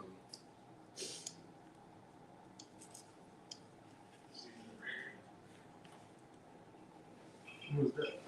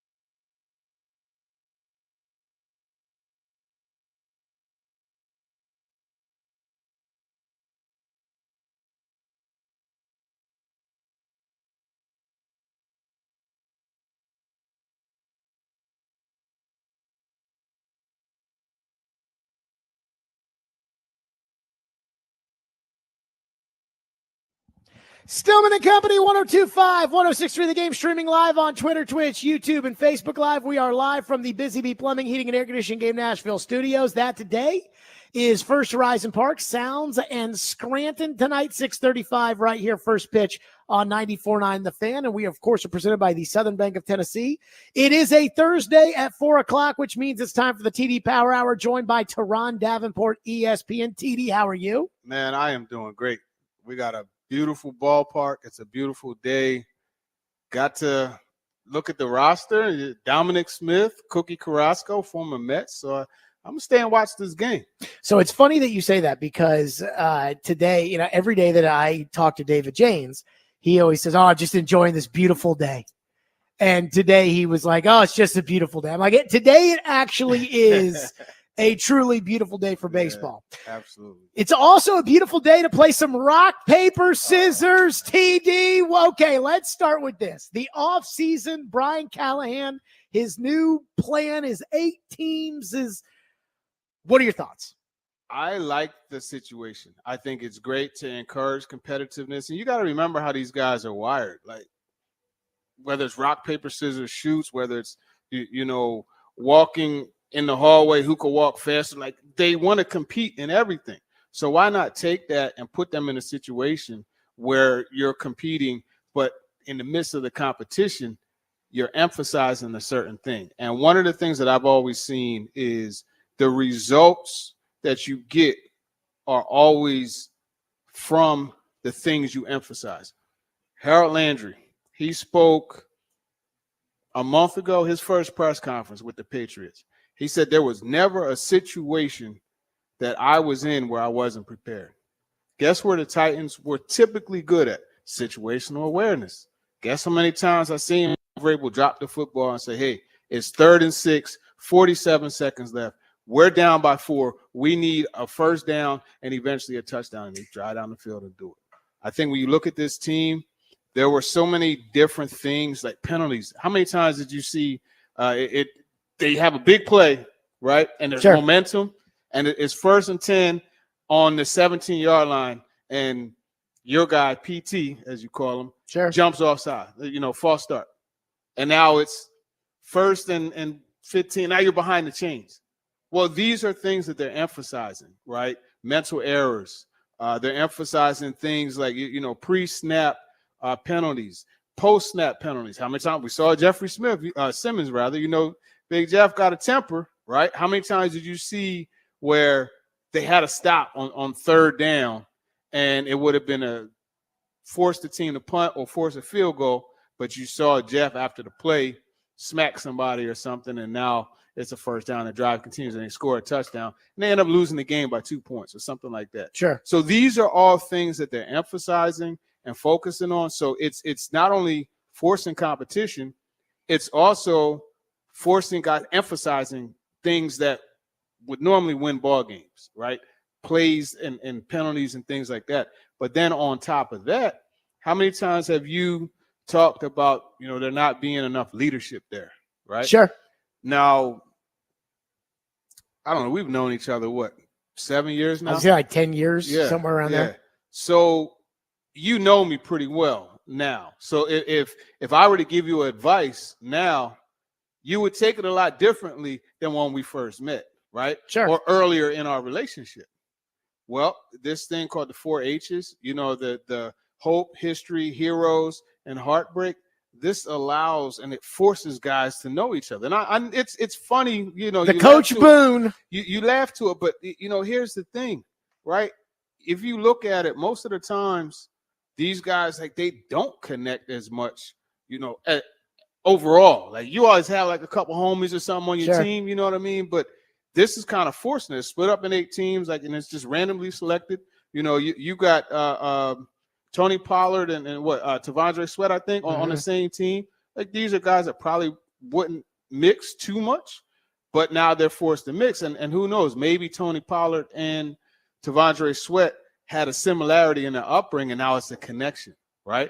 Or, take it a step further, maybe Calvin Ridley and Cam Ward have something in common, and so now they see that in common and they connect that way. And then also learning somebody's heartbreak, learning their history. Okay, you know what? I see where he's coming from now when he says this, or if he does this, or these type of situations. So you learn different things that trigger teammates. You learn different things that you know that teammates don't like, and it could be positive or negative. I think this type of situation is good for that. And then it gets into where you're not just like playing for yourself. You're playing for your brother, right? And you want to protect your brother. You know what I mean? I saw, I love Matt Barnes and Steven Jackson, their podcast, right? They had Zach Randolph on, right? You know, former Grizzly. And Zach turned to Matt and he said, you know, why did you always be extra physical with me? And the one time I remember, you actually literally slapped me in my back when we were playing you guys. And it just always seemed like whenever I was matched up with Blake Griffin, you would always be more physical. And Matt told him like straight up, like, you my boy, like we're squad, but you know what? I needed him to know I had his back.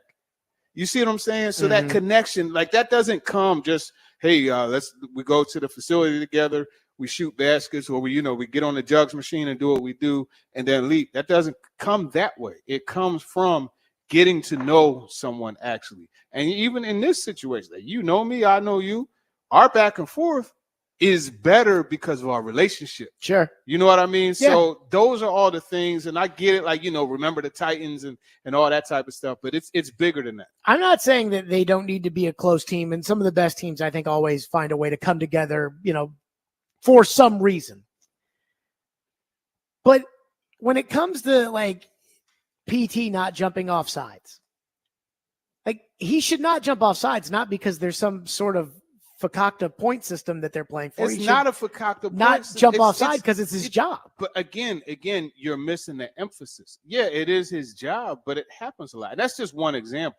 You know what I mean? Your other examples are like, take something like focusing on punching the football out, right? And hey, you force a fumble, you get points for that, right? And it becomes an emphasis, whereas like you're always, every time there's a ball carrier, you're punching the ball. Or something like keeping the 5 points of pressure, security on the football, right? It's an elementary thing that you learn when you're this big, but it's not something that's always adhered to. Keeping the football on your outside arm, so if it does get punched out, it goes out of bounds. That's not something you always stick to, but if they make it a focus, it's something that comes back. But do they need to have like a point system for this, or can it be, hey, if you turn the football over too much, you're not going to play? That is also the case. But guess what? That was the case last year, and we saw the results. See, I don't think it was. This is my big takeaway with Callahan. I like Callahan. I think Callahan is a good dude, and you know him better than I do. Mm-hmm. But I mean, I hope good things happen to him in life, and I hope they happen here. I do. But last year, I was really bothered during training camp by what I felt like was a lack of accountability from the head coach. And you brought up the Simmons throwing a punch, or Simmons, hey, if he throws a punch, -5 points. And I'm like, Vrabel would have thrown him out of practice. And then he would have gone up there the next day and he would have said, I threw him out of practice because if you throw a punch in a game, you get thrown out of the game. So if you throw a punch in practice, you get thrown out of practice. Callahan's not doing that. But guess what happens? You look back on that and you learn. That's the whole thing that this is the result of. Looking back, you heard him. He said the self-reflection. This is a result of that, right? So, yeah, you're right. Accountability. But is he going to be meaner to these guys now? It's not. Everybody has a different way. Leadership and guidance, it appears in different ways. Like not every, and it's crazy that this is coming up because, I before I came in here, I was texting my ex-wife about something with our daughter. And she's like, you're always rah-rah. You always want, and I'm always like a little more relaxed. You're right. There's two different styles of parenting. Just like there's two different styles. There's different styles of coaching. There's different styles of guidance. You know what I mean? And not everybody is that guy that's going to get in the face and point. This is his way of holding guys accountable, in addition to the times when he does that. So let's say you mess up, like it's right there on the board, like it's posted. Your mistakes are posted. Your wins are posted too. So it's holding guys accountable, and it's encouraging leaders to come out and say, hey, you know what? You got to run hard for that ball. Like, you can't just, not run your route out because you don't think you're getting the ball. Like, you got to bust it on every route. That got to clear it out for me running underneath, like those types of things. There's all reasons for it, and it makes 100% sense. Yeah, I just don't think that works. Like I think this is like the nice way of trying to hold people accountable. I don't even think it's a nice way. As opposed to the mean way of holding people accountable. Again, you think that every single degree of holding people accountable has to be abrasive. It doesn't have to be abrasive. It doesn't, but last year, and I'm just going off of last year, everything just felt like, remember when Calvin Ridley said he wasn't running hard and Callahan said, it's hot outside. Yeah. It just seems so like, dude, like, are you that nice of a guy deep down inside that you can't just put a foot up somebody's ass when you really need to? He's done it. But the thing is, if you look back on something that you're not doing right and take steps to make that adjustment and do it right, what is the problem with that? Right, but I think that this is, again, too short. I think he needs to stick that foot up there. Yeah, but you're saying that. How many times have you been in the locker room? The Titans locker room? Yeah. 30 something. How many times have you interacted with the coaching staff?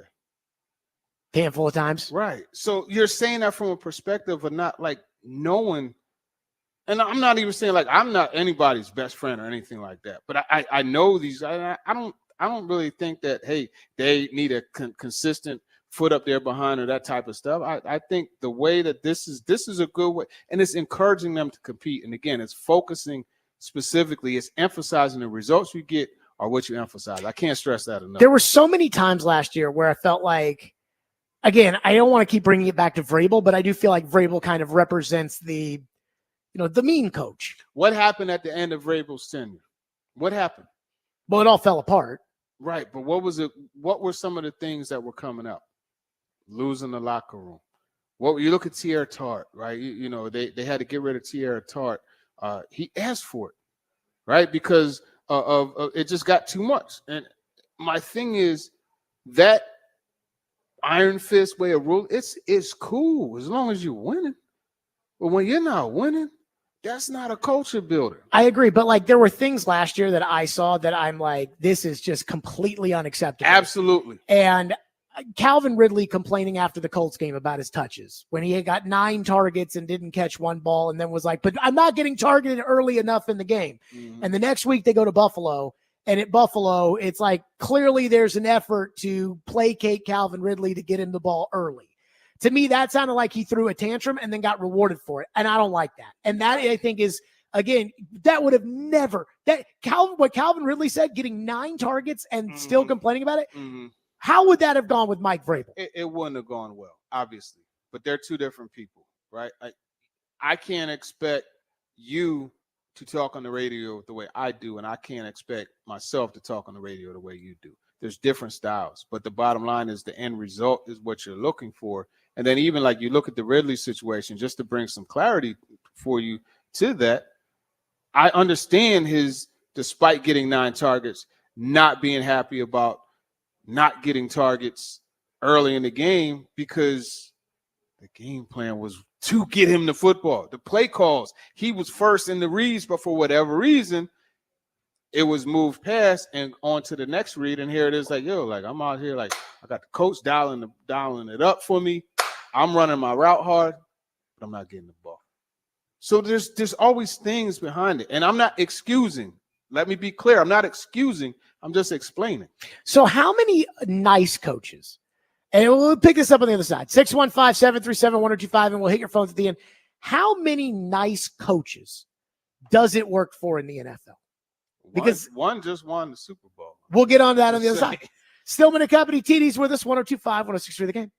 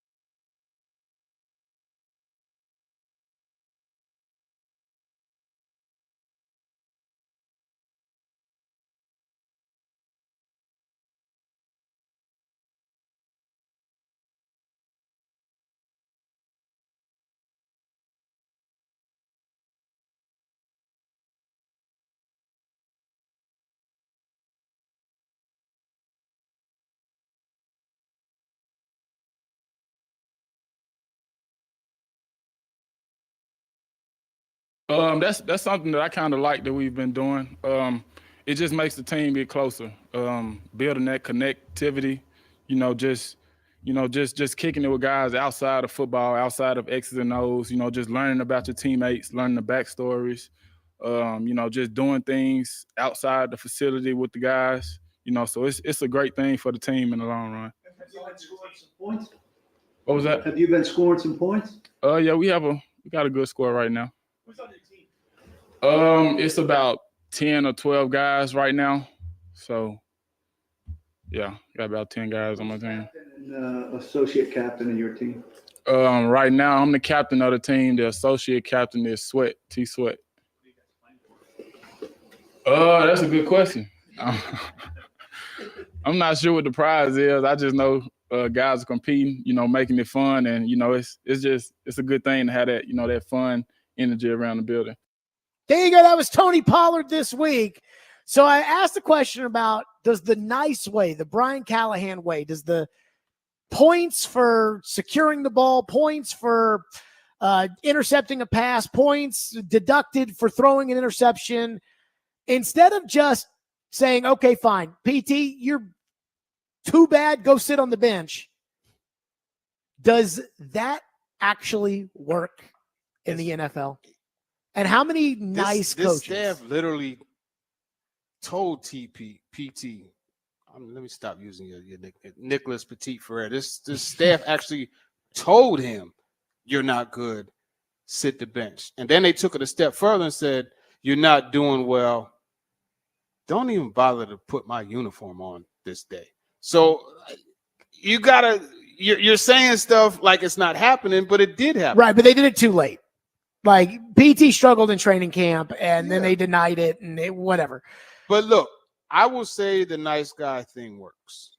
And I could point to the last couple Super Bowls as exhibits. Nick Sirianni had his own game plan, right?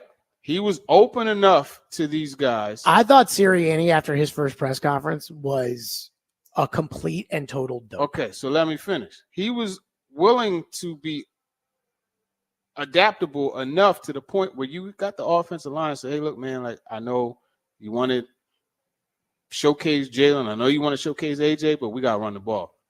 And they did it, and guess what happens? They win the Super Bowl.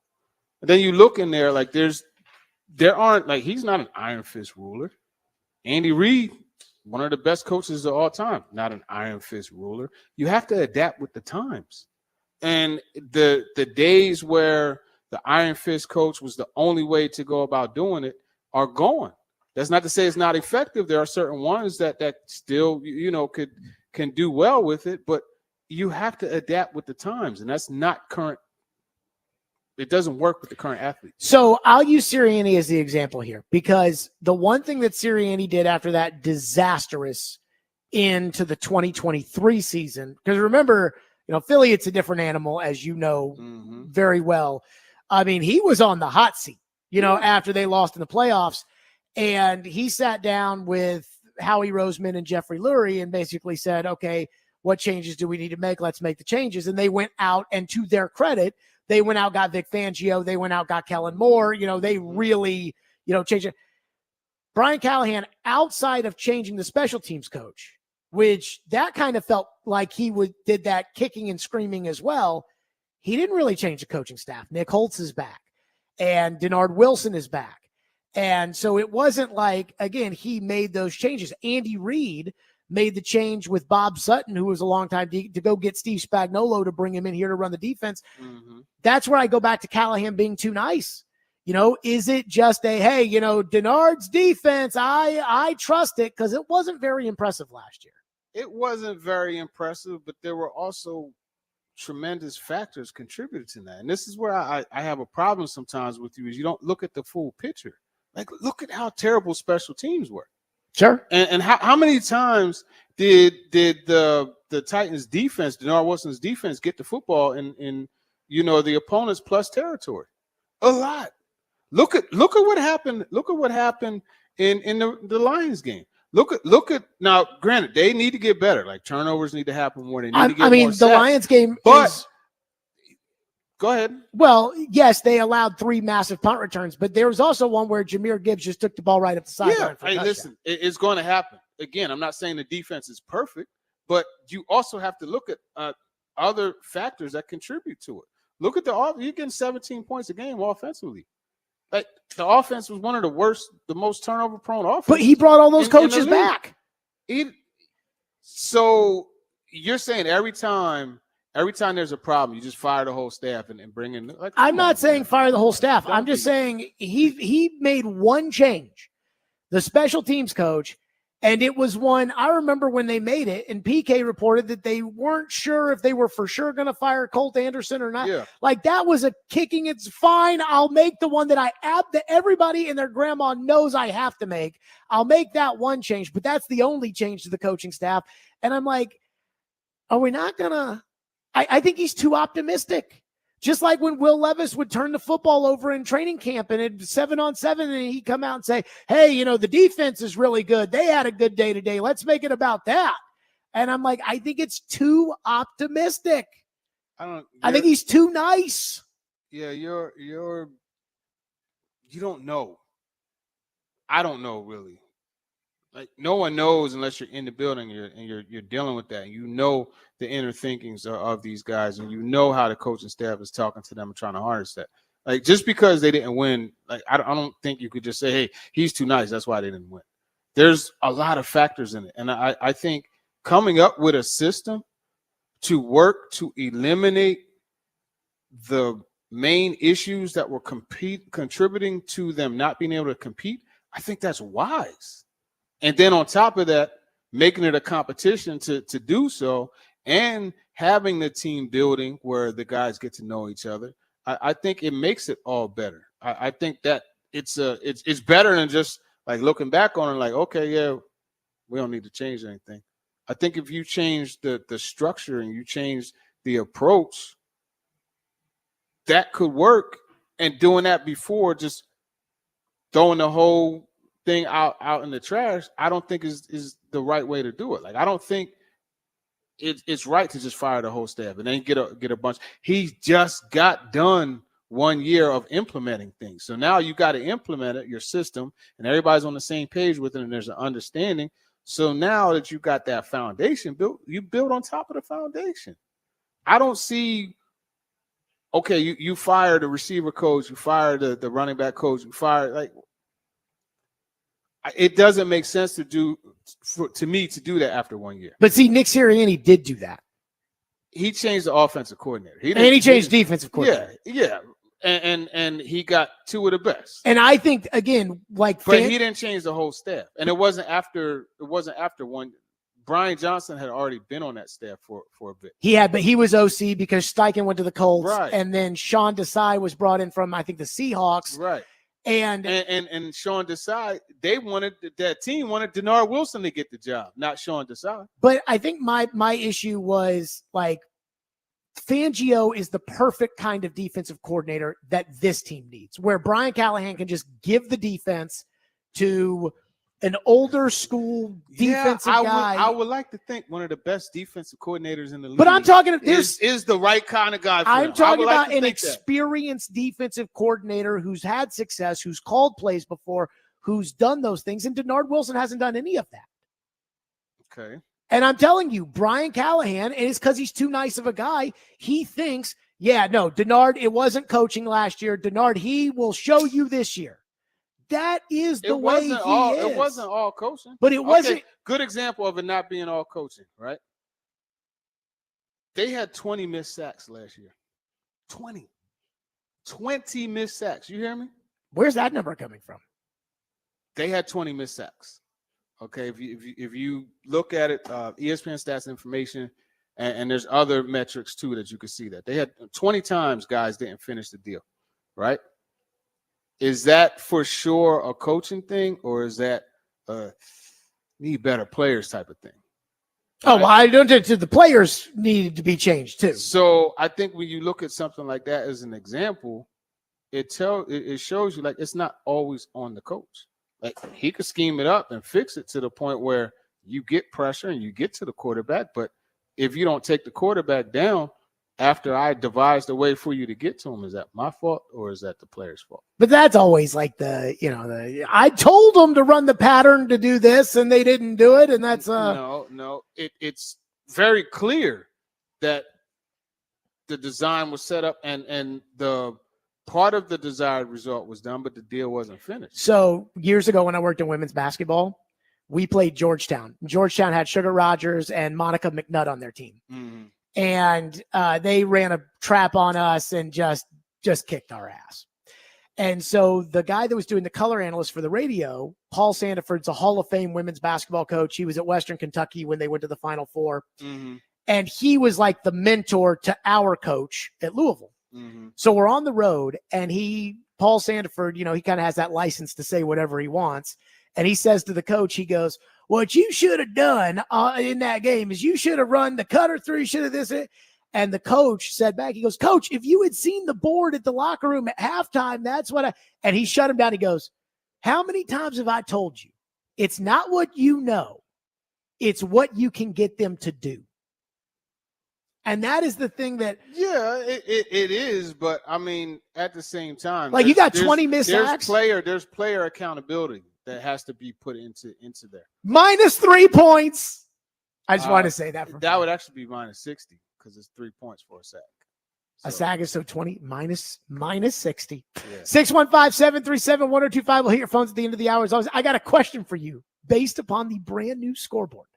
We'll get to that next. Stillman and Company, 1025, 106 for the game.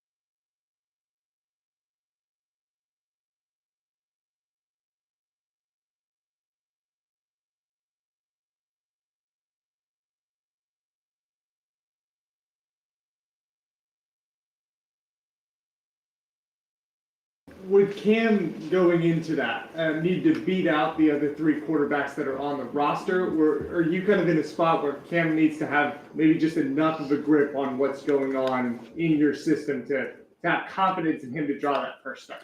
Yeah, I think there's so much work to be done between now and then, particularly for him. So many things that you have to learn as a young quarterback. So I don't get too far down that road personally with him. We're focused on the next day really at this point.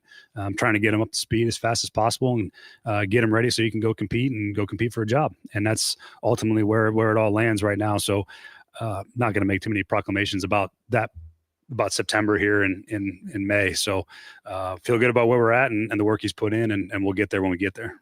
How about an A+ answer right there from Brian Callahan?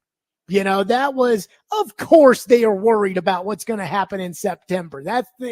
But still. So here's my question for you, TD. We talk about the accountability scoreboard and how the Titans are they're putting it up right there. You miss a pass, it goes up on the board. Mm-hmm. Kind of like Coach Boone. You drop a pass, you run a mile. You miss a blocking assignment, you run a mile. If you fumble the football, you run a mile. I will break my foot off in your John Brown hind parts, and then you will run a mile.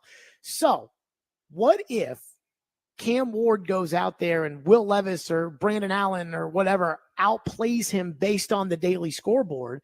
Is Brian Callahan then in a position to where he's got to say, okay, I got to go with the other guy because the other guy so far is outperformed Cam when we're talking accountability and competition, and we have the scores posted right here on the wall. Does that change how they have to approach Cam based upon Cam's performance as opposed to, hey, we drafted Cam number 1 overall. Cam's the guy. Go out there, Cam. I think it depends on the degree of our performance. And it's like we talked about it last week, like to beat the champ in boxing, typically you got to knock him out, and I know he just got here, but he's the number 1 pick. He's the champ. Like you got to knock him out in order to get that starting job. You know what I mean? And I think that's really what it boils down to. And there's a general understanding, I would like to imagine, throughout that building. Like, hey, he's the number 1 pick. Like, yeah, they're competing and that's cool and everything. But, we know he's. Yeah. We didn't unretire Warren Moon's number for him to sit on the bench. Yeah. Pay him $40 million. I do wonder, 48. though, when it comes to Ward and the other quarterbacks, I've been talking about this. It's going to take the offensive line some time, and that's just being fair. It's not fair to Dan Moore that Titan fans are fed up with the fact that the line's been awful for the last 3 years, that he gets a big contract. And it's like, Dan Moore, be good on day one. They want him to come in and be Jonathan Ogden right away. Right? They're going to Denver. Now, you've covered this league, so you know what the hardest places to play in the league are. Just from watching it on TV, I think Denver and Seattle, when they are rolling, are probably the 2 loudest places in the NFL. Kansas City, and do not forget New Orleans. I will tell you about Kansas Lord City. have mercy. First time I went there, I was at a game against the Giants in 2013, and I remember sitting there thinking, how does anybody ever win a game here? Because it was so loud. Yeah. So I do wonder, if you're the Titans, do you look at this and say, okay, we've got a new left tackle, we've got a new right tackle, we've got a new right guard, our center's coming back from injury. Like, let's play Brandon Allen for a couple of weeks just so that this line doesn't get Cam murdered before they're up to snuff. It's interesting that, the first couple of segments, you spent so much time focusing on not being too nice. And now you're telling them to actually be too nice. Well, I got to take the quarterback with kid gloves here. Here's the thing. And I'll say this, and I'll be very clear with this. If you are concerned about ruining your quarterback because the lack of talent or whatever, if you're concerned about ruining your quarterback, you don't have a quarterback. You need to, as a quarterback, a franchise guy, regardless of hey, look, Patrick Mahomes, they got rid of Tyreek Hill. They kept Travis Kelce, but they didn't really have much else. Yeah, but they weren't going to play him that first year because they didn't think he was ready. I'm talking, right. They didn't think he was ready. And remember, he was 12th pick, I want to say? I think he was 10th. Still. Yeah. And they had a pretty established veteran in place. I talked to Borgonzi about this, and that Alex Smith was the perfect guy in that situation because he was an established veteran. A guy that they won with. And it's just different scenario.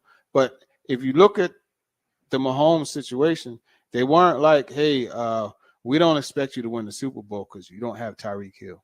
You know, you got Rasheed Rice, you got Sky Moore, like you got those guys, but don't worry about winning the Super Bowl. No, it was still, hey, look, man, your job is your job, and as the franchise quarterback, regardless of the situation, it is your job to not melt under pressure. It is your job to still be able to, in some way, not get broken. But shouldn't that be how we feel about Cam 4 years from now? No. To me, the best way to learn how to play football is to play football. Like the best way to learn how to get better at radio is to do radio. Yeah, but sometimes if you were to just to stick somebody who didn't have the experience or wasn't ready on WFAN, that could be damaging for forever. This guy's played 57 football games. He's got the experience. Like, it's not like, the Anthony Richardson situation where, you know what, you need to take that type of guy that played, 12 football games and marinate him and bring him along. R.I.P. to Jim Irsay, by the way. Yes, definitely R.I.P. Jim Irsay. Were you bummed when you heard that yesterday? I was just surprised. And, the first thing I thought about was, man, I wonder what Stephen Holder's got to do. Oh, yeah. Yeah, so I was bummed. I'm an Irsay. I find him to be a good character. Yeah, you know what I thought about, too, his was it the guitar collection? Oh, yeah. It's sad, man. You never want to see anybody lose their life, man. All right, let's get to your phones next for TD. 615-737-1025. We'll hit him next. Then Trevor at 5, Stillman and Company, 1025, 106 The Game.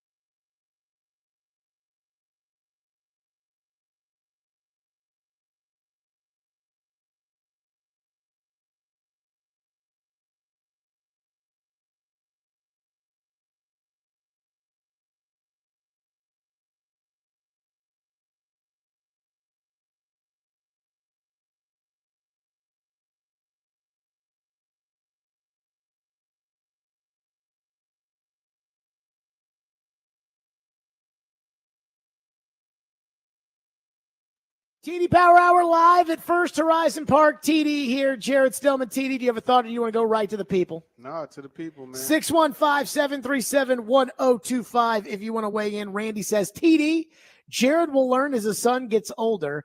He'll learn that you have to have several approaches to get the results you want. Not always going to be able to stick your foot up your son's rear end. Your children will teach you a lot. Your reaction? Absolutely true. I have 4 different daughters, and I have to use a variety of different techniques to seep through to them and get them to understand. Do you have the different kinds of techniques, or is there? There do you are call them different, like there's one. So my little buddy, my 16-year-old Devin, I can't be too hard on her because she's very delicate and sensitive, And I remember actually I came home the one day and there were dishes in the sink, and it was like the kitchen wasn't clean to my standards, and I overreacted, and I just want to come home to a clean house, damn. And she got upset and went into her room and cried, you know what I mean? And I felt bad about that. Whereas my oldest, Deja, you can let her have she's it. rugged, Mhm. so I can let her have it. So yeah, the texture is 100% right. You know what's funny is we were talking about this the other night. What gives me such anxiety, and I know it's going to happen because I did this to my parents, is when crap of mine goes missing. Like, where is such and such? That is going to be something that I'm going to struggle with. Yeah, you wait and see. And especially, I remember one time, this was way back in the day. Ralph Sampson had a pair of Pumas sneakers, and my dad, he had them, and I wanted to wear them to school. I wore them to school, trying to be cool, and I got home, and yeah, he rumbled me. Yeah. Do you know what I mean? That is going to be the stuff that drives me insane. Brad is up next here on the program. Brad, you're on with TD. Go ahead. Hey, TD, always a pleasure talking shop with you, sir. Appreciate it. Hey, listen, my question's about Mike Borgonzi. We're post-draft, we're post-free agency, and everybody wants to make predictions, wins and losses. Everybody wants to grade the drafts, but we haven't taken a snap yet. No practices, and it's realistically going to be years before we know how good or bad these draft classes are. But one thing that you can see is the culture of the team and what's changed, and the vibe in the locker room, and even the mindset. So when thinking about that, what is the biggest surprise that you've seen since the Mike Borgonzi regime started? And I'll hang up and listen. Good question. Biggest surprise.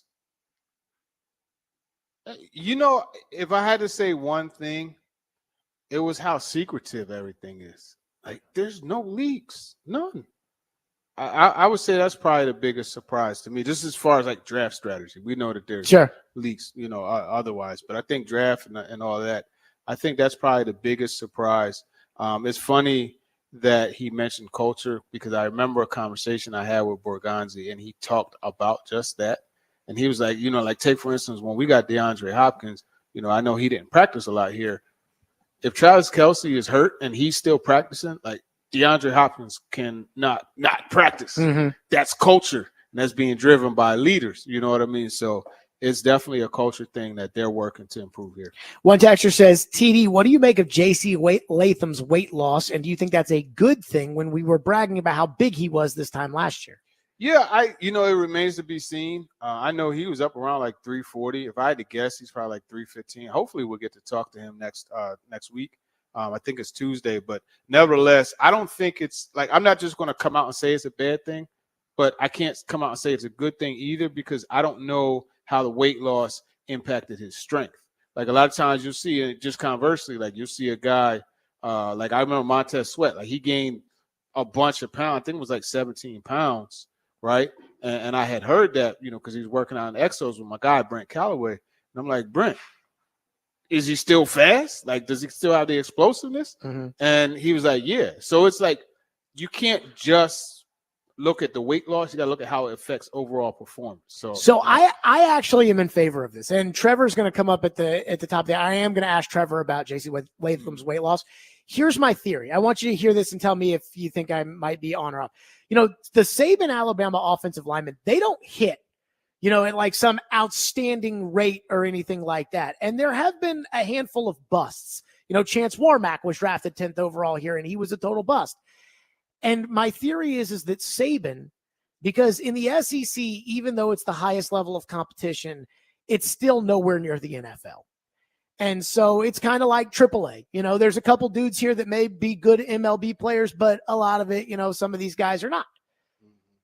At Alabama, he gets those offensive linemen so big and so fat that they basically just bully the other team. And if there's one, game-changing edge rusher or whatever, well, then they can slide to that guy every time. But basically, they're going to play Missouri, and they're just going to gobble them up on the interior because they're so big and so fat, and they're just going to push them, and that's going to be that.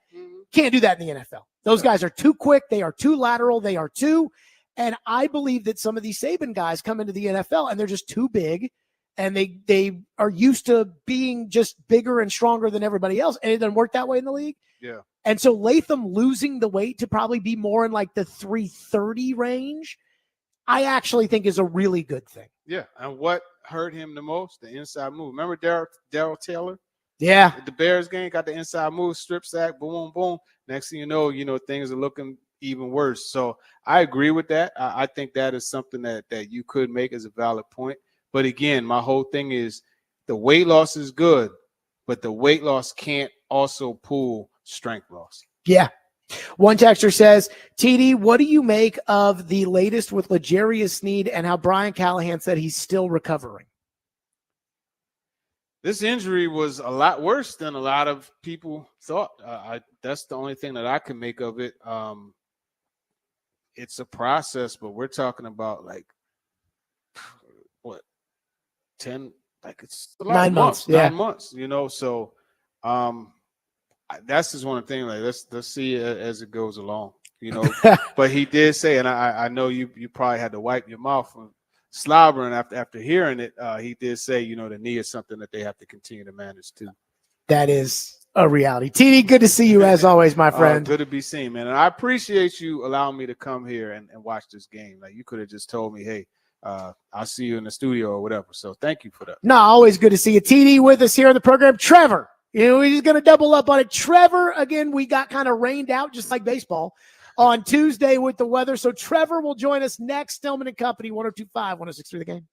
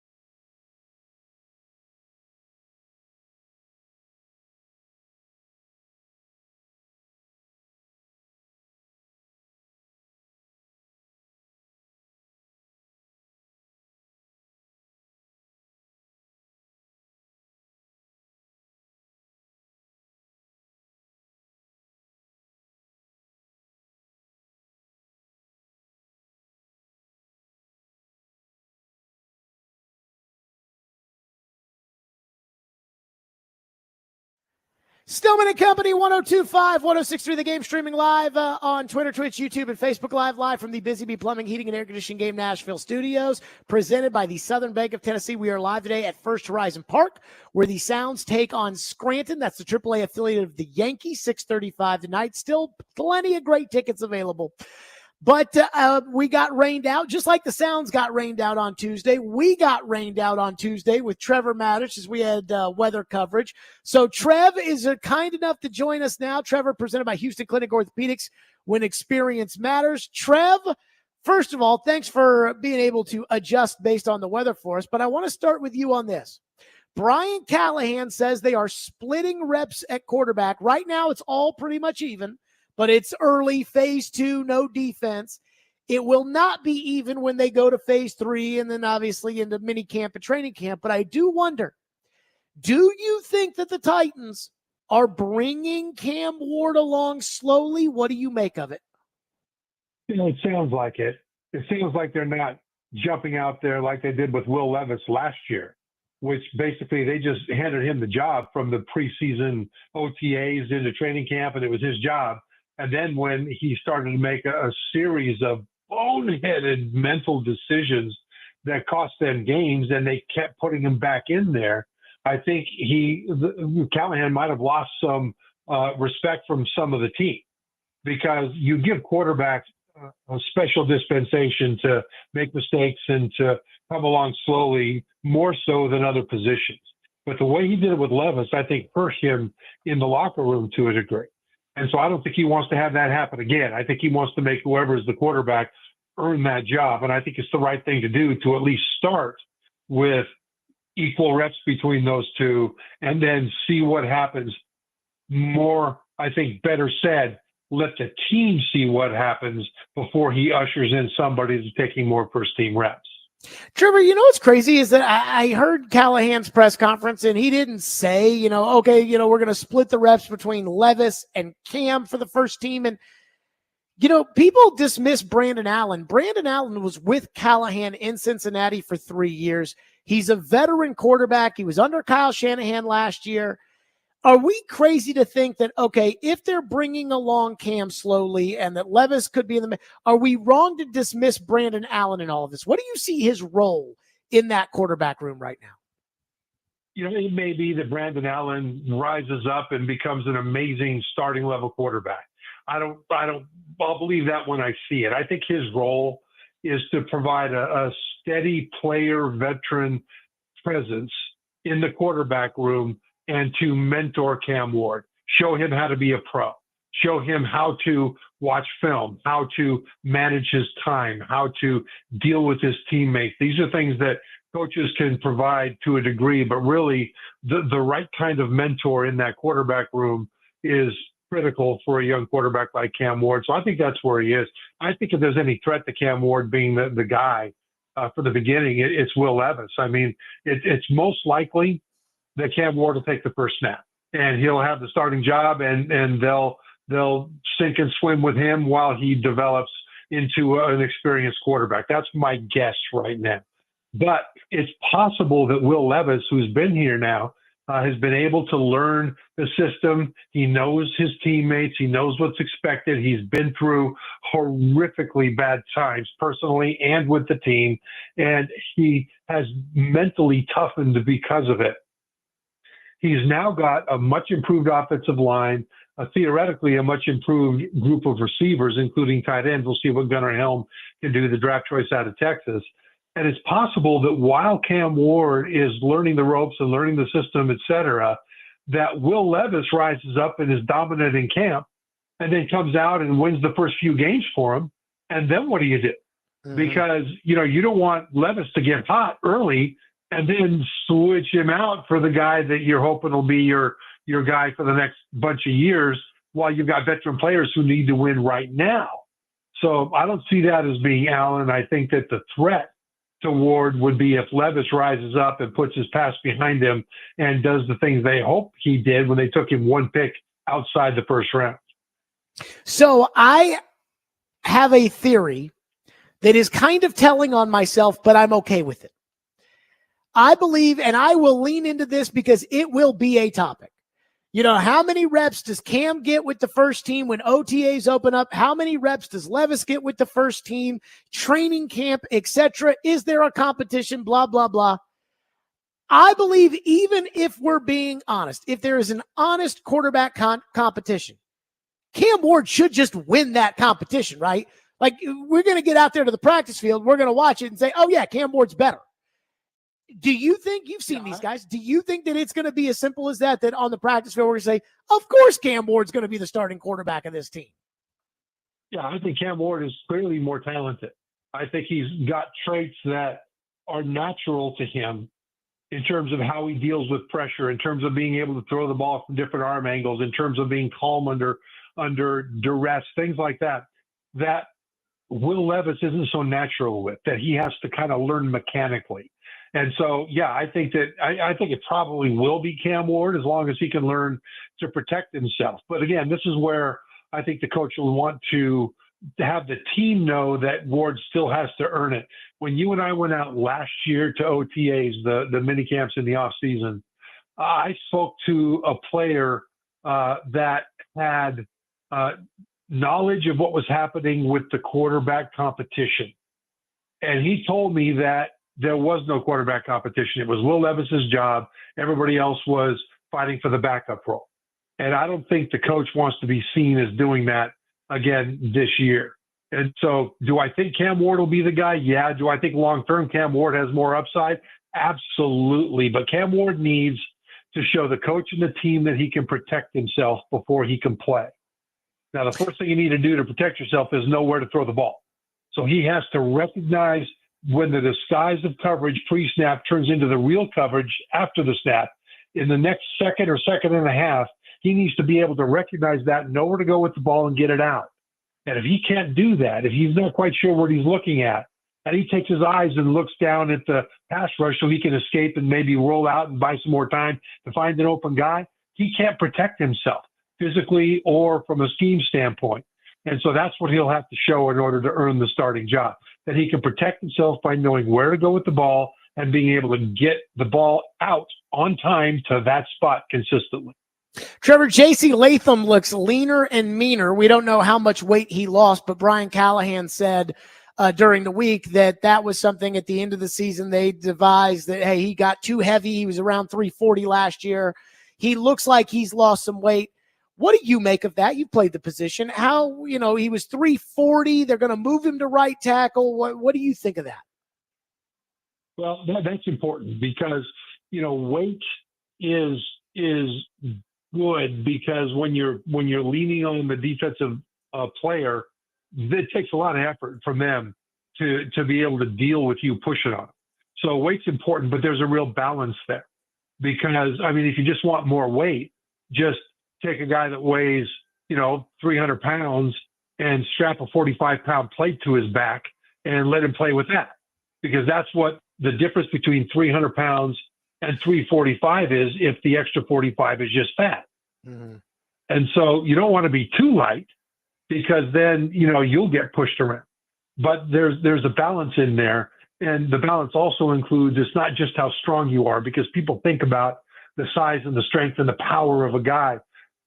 But if you can't get in front of a player, whether it's a pass protection or run, when you're, zone and you're on the move and you get into the second level, if you can't get in front of a guy with your feet in the right place, your technique is going to break down, and it doesn't matter how powerful you are, you're never going to win. Look at some of the best pass rushers in the league. Look at Trey Hendrickson up in Cincinnati.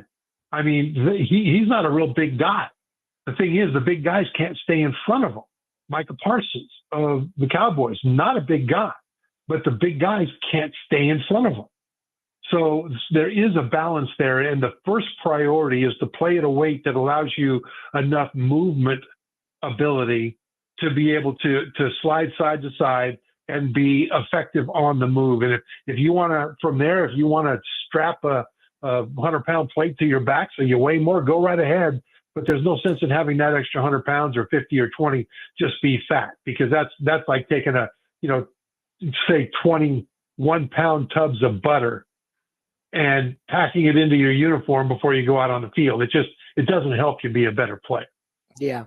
Trevor Matich is with us on the program, presented by Houston Clinic Orthopedics, when experience matters. Massive changes to the college football playoff today, plus Greg Sankey threatening to kick Vandy and UT out of the SEC. I have got to get Trevor's thoughts on this. We'll do it next. Stillman & Company, 102.5 The Game.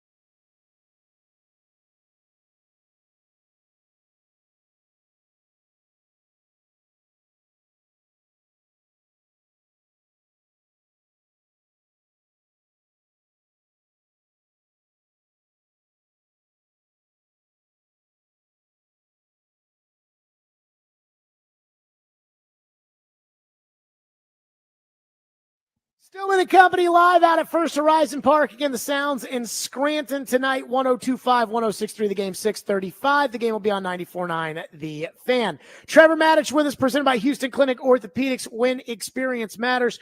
Trev, I've got to get to this with you, which is Greg Sankey is threatening because the Tennessee lawmakers have decided even whatever happens with the House settlement, that's fine. You know, if they cap restrictions, we are going to make it illegal to tell Vanderbilt and Tennessee and everybody else what they can and cannot pay. and the power conferences have decided to pass around a loyalty pledge. I'd actually love to get your thoughts on that.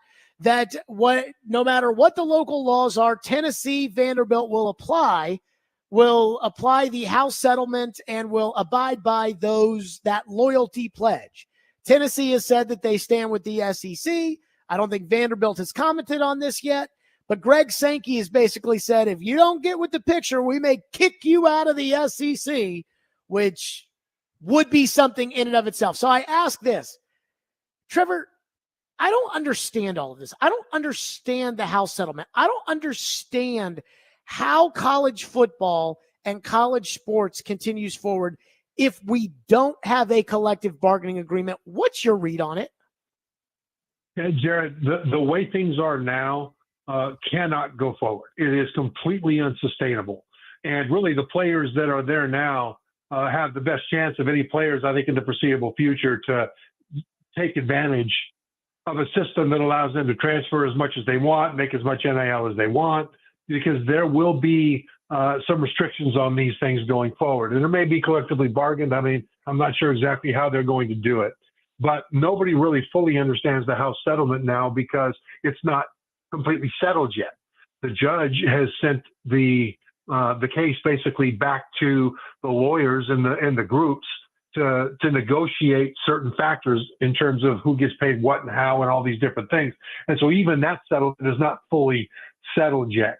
When it comes to what's going on with this loyalty pledge, et cetera, it makes perfect sense because Tennessee just passed a law basically allowing unlimited NIL and exempting any school in the state from being punished by any commission of college football that might punish based on teams paying players too much or going outside the House settlement or whatever. And so if one state does that and another state doesn't, let's say Alabama doesn't do that, then Tennessee would have a massive advantage in recruiting and paying, et cetera, over the state of Alabama. So Alabama would have to do it, then Georgia would do it, and then they start one-upping each other, and you'd have all kinds of wild, wild west state laws going out there with legislatures trying to give their schools an advantage over rival state schools. And so what this loyalty pledge, as you called it, is basically an agreement that you will abide by whatever the limits are in terms of how to pay players in terms of NIL or direct payment, which is on the way, et cetera. And you will abide by any punishment should you violate that agreement. And no matter what your state law says, you agree as the school that you will abide by what the conference says. And so they want to make that a hardcore thing. And the concept of kicking, Tennessee or Vanderbilt out of the SEC is sort of a hypothetical right now because I don't see that happening. It doesn't behoove either side to be doing things like that.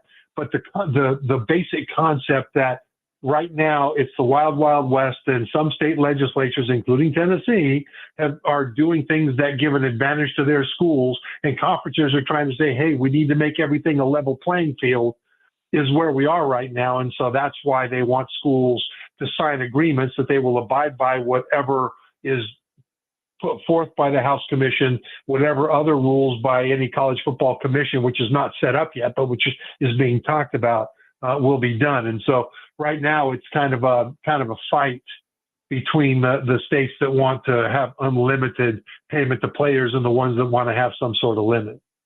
Trev, with that being said, though, doesn't that kind of sound like collusion? Hey, we're going to all agree to this, that we're not going to pay players more money than we should pay them, and you've got to sign it. Agreed? Doesn't that kind of sound like collusion, like what got Jerry Reinsdorf and Bud Selig and the American League president and all that trouble back in the 80s? You played back in the day, when you guys were going on strike and things like that. Doesn't that kind of sound, illegal? Yeah, well, it can. That's why we are where we are with players now being able to be paid directly by schools, which is what the House settlement will allow, and being paid NIL and things like that. If you don't have collective bargaining with the players, with the workforce, you can't impose salary limits without it being tested in court for collusion. I mean, that's what happened in the NFL, but it's why the NFL and the NBA and Major League Baseball and all that are able to set those limits, because there's a collective bargaining agreement. Now, I'm not sure how the legality works that rookies that are drafted who are not in the union yet because they haven't yet signed their contract are still limited to what their contract can be by the collective bargaining agreement of an organization that they're not a part of. So I don't know how that works, but I do know that without the collective bargaining agreement, once a contract in the NFL expires for any player, he can go anywhere he wants to go without a franchise tag, without other limits that are there for some of the top players that they can use to limit movement. And so this is the same thing with college. And that's why I think that where we're headed is to split off into a third tier. I really think that the SEC and the Big Ten, because they're already making vastly more money than the ACC, the Big 12, and then, of course, the Group of Five, I think eventually they're going to be able to, with direct payment of players, pay guys more, to transfer, pay guys more coming out of high school, and you'll see a higher level of talent over the years gravitate to the SEC and the Big Ten. And I think they'll form their own kind of super league like the AFC and the NFC, and they will collectively bargain with their own two conferences with any players that will play for them. And that will allow them to set limits on that they wouldn't be able to otherwise. And the reason you couldn't do that for all 133 teams or whatever it is in college football is because you've got different levels of cash flow and wealth and commitment and all the different things that separate an Ohio State from a Kent State. And so, that's where I think it's heading, though, because there's got to be eventually some sort of collective bargaining, because lawyers are moving this more and more towards not just a trade association of players, which is kind of where it is now, sort of, but have players be employees. So the first step we're going to see is a trade association, I think, with players represented by trade association representatives. And it'll eventually turn into employees because of the federal legal definition of what an employee is. Trev, the CFP decided today that they're just going to seed the teams 1 through 12 or 1 through 14 or whatever it ends up being. They're just going to seed the teams directly instead of giving Boise State, for instance, the 4th overall seed in the tournament. I don't have a problem with that. I think it'll make the matchups way more interesting in the first round. I thought they were really boring for the most part. That being said, I'm not sure, even though Oregon did get a raw deal, I'm not sure that would have changed the reality. I ultimately believe that Ohio State would have won the title no matter what. So what do you make of this? Again, I'm not saying that it's a bad thing. I think this is probably the right thing, but what do you make of it? Yeah, I think it is the right thing. And here's why. You still maintain automatic berths into the 12-team playoff for the top 5 highest ranked conference champions. So conference championships are still rewarded. Plus, those conference champions, the top 4 of those got a bye last year. So Boise State got a bye, and Penn State, because they were a conference champion, did not get a bye. And so, but Boise State and the rest of the top 4 conference champions that don't get a bye will still get paid the same amount of money as if they did. They'll still get, I think it's about $8 million. So the financial aspect of that still rewards them for winning that conference championship. But it gives us a much more representative bracket when it comes to who plays who and all those things. Because you're right. I mean, to have a Boise State get a first round bye because they were one of the 4 highest ranked conference champions, it just is kind of weird, especially then when the next game they play was Penn State and Penn State smashed them. So I think it's the right thing. Conference champions are still rewarded to have an automatic berth. They are still rewarded with the finances, the financial, windfall that they would have had before, but the bracket is more in line with what it really should be. Trevor Matich, as always, presented by Houston Clinic Orthopedics, where experience matters. Trevor, great stuff. As always, we'll talk soon. Thanks, Jared. Yep. Coming up next, I heard everything Trevor just said there about the House settlement and what it means for NIL and everything else. And there's one thing in all of that I just can't get over. I want to get to that next. Stillman & Company, 102.5 The Game.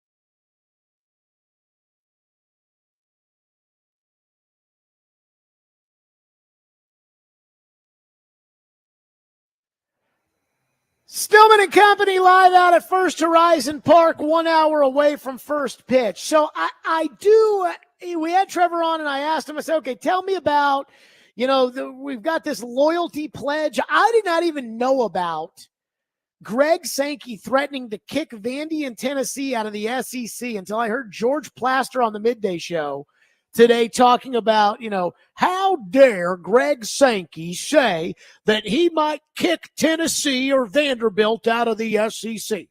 So I heard that story today and I'm like, oh, holy crap. I'm like, this is interesting.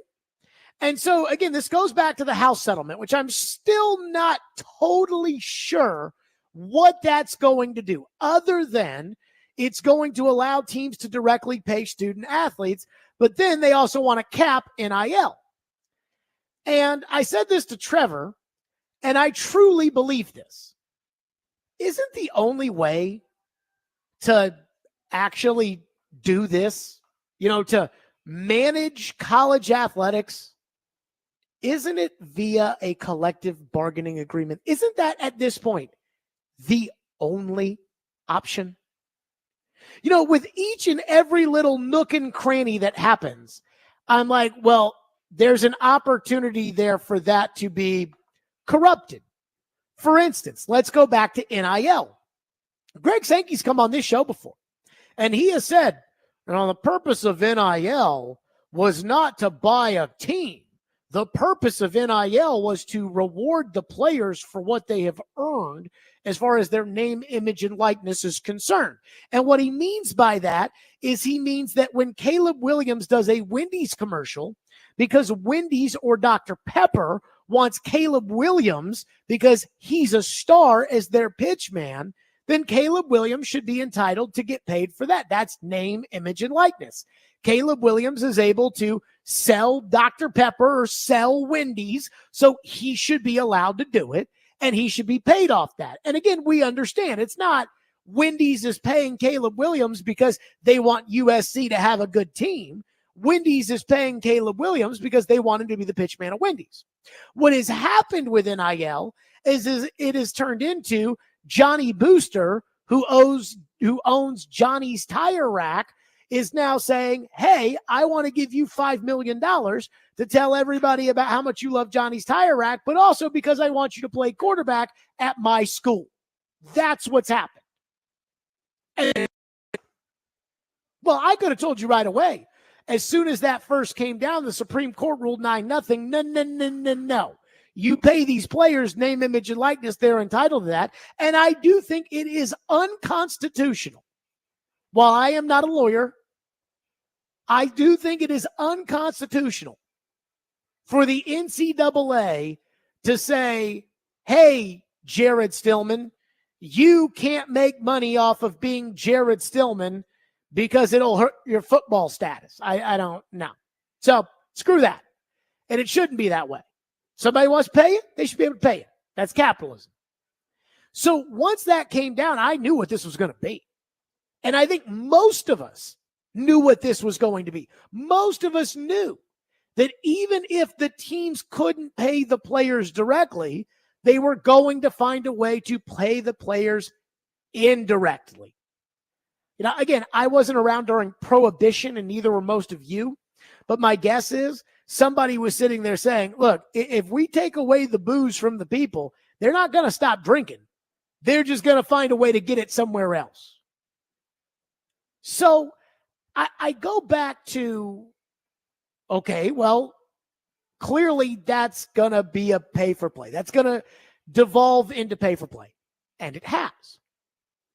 So now there's talk about the House settlement, and we want a loyalty pledge that says, okay, you're only going to pay your players this much. And that players, and I was reading through this, apparently they want to have a governing body that governs the NIL deals. So that if Caleb Williams were still a college athlete and he were to get a Wendy's deal, that's okay. But Johnny's Tire Rack is no, sir. Doesn't that kind of seem illegal? Doesn't that kind of seem like collusion? Or again, you're telling Johnny's Tire Rack that they can't pay a certain player? Why? Isn't that Johnny's decision? And then again, the government, Tennessee, the state government says, we're going to pass a law to say that that's bullcrap. Okay. So how does the NCAA say, well, we're still better than that? How does the SEC say, Tennessee, Vanderbilt, sign the loyalty pledge or else? Again, doesn't that feel kind of collusion-y, if I may? Then there's Nick Saban. Nick Saban, he's joined forces with Donald Trump. And Nick Saban is going to be the chair, or there was talks of Nick Saban being a chair or something on the reform of NIL and college athletes.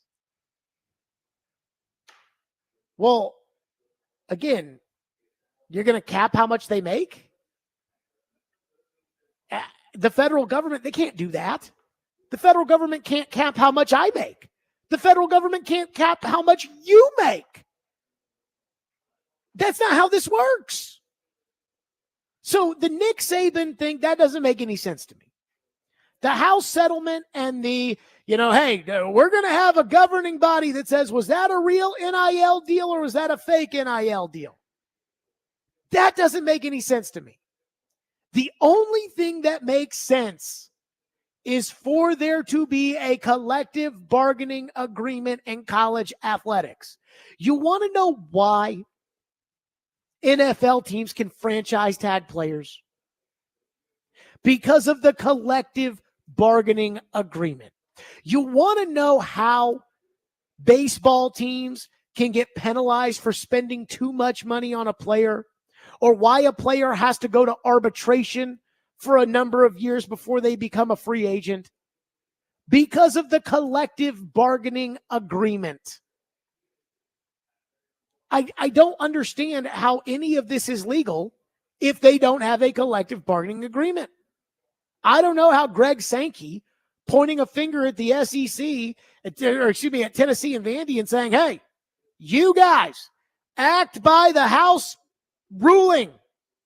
I don't understand how that's any different than the way it used to be, where it was, hey, you don't let your players get free haircuts. And I'm not smart enough. I don't understand this to say for completely, like with all certainty that it's completely unconstitutional, but it feels that way to me. Again, Nick Saban's got a problem with it. That's Nick Saban's problem. I have a problem when the Baltimore Orioles wear orange pants. Like, what am I going to do about it? Nothing. So Nick Saban has a problem with the way college players are getting paid. Well, Nick Saban can do, in my opinion, one or two things about it. He can either give a rat's ass and yell about it on TV and get people all worked up, yeah! Or he can shut his mouth and let them make their money without a cap, the same way that he, as coach at Alabama, made his money without a cap. But if there's no collective bargaining agreement, I don't see how you can tell anybody what they can or cannot make. My girlfriend and I were watching the NCAA tournament. She's not the biggest sports fan in the world, and she is certainly not the biggest college basketball fan in the world. And we were watching Duke, and I was telling her about Cooper Flagg. And I was like, this guy, he's the best player in the country. He is going right to the NBA. He is going to be the number one pick. He is, without a doubt, the guy. And she was like, how much does he make in college? I was like, I don't know. And I really don't know how much Cooper Flagg made. I was like, I don't know, probably north of $2 million if I had to guess. And she's like, that's too much money for a college kid. And I looked at her and I said, Lindsay, that's none of your business. Just like it's none of his business how much money you make. It's one thing to sit there and say, my 11-year-old child should not be making $1 million. Well, that's your business for your 11-year-old child. But these guys in college, 18, 19, 20, 21, if they killed a man, they'd be charged as an adult. They're adults. It's their business. It's not yours. So I keep hearing all this stuff. Greg Sankey, he wants to talk tough to Vanderbilt and Tennessee. First of all, UT would be a wild independent. I bet they could make a massive, massive amount of money on their own TV deal. I don't know if it'd be more or less than the SEC. I have no idea. But again, I don't understand how any of this is legal. I don't understand. Somebody smarter than me has to explain to me how capping the amount of money that another citizen is able to make just because you feel like they should make less money without them or a representative of theirs agreeing to it is legal. And if you can explain that to me, then I'll say, okay. But until then, this all just feels like a waste of time. This all just feels like a whole bunch of gobbledygook. We'll show them, but they have to agree to it, I think. 615-737-1025. Cameron says, phone line driven by WilsonCountyHunter.com. Cameron says, I'm an attorney. It's the only legally binding way is to have a collective bargaining agreement. Makes sense to me.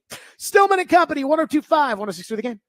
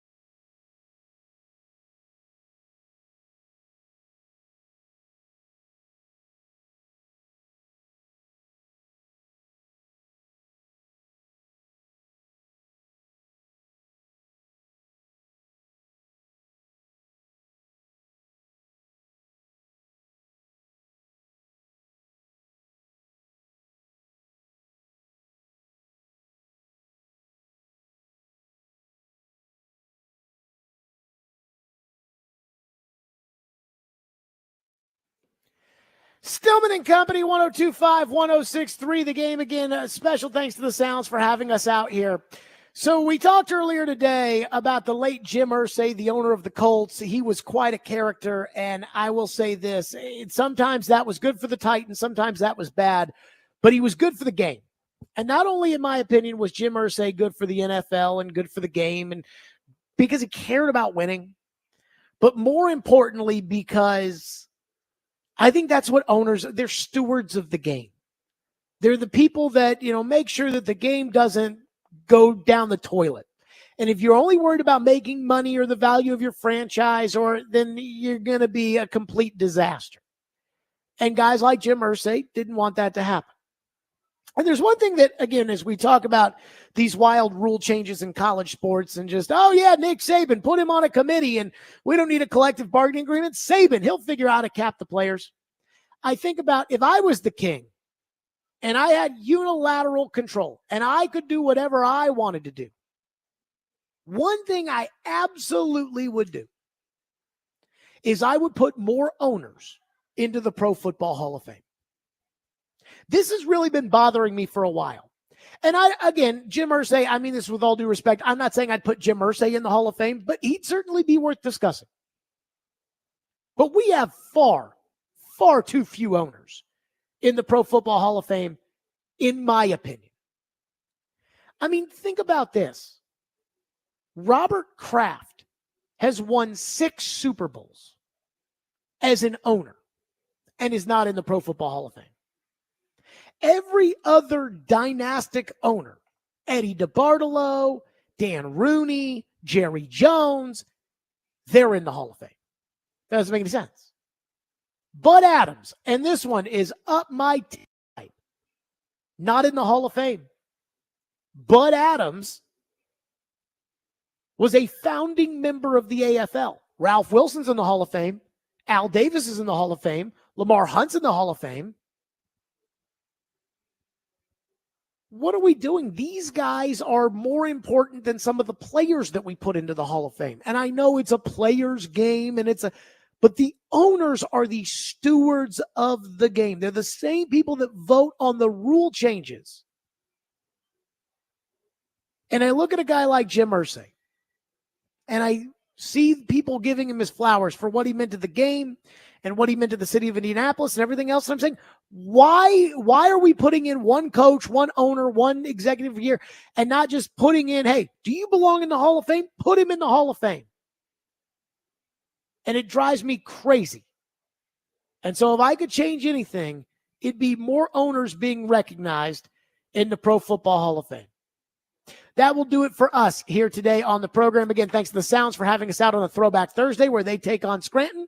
Stillman and Company, 102.5, 106.3 The Game.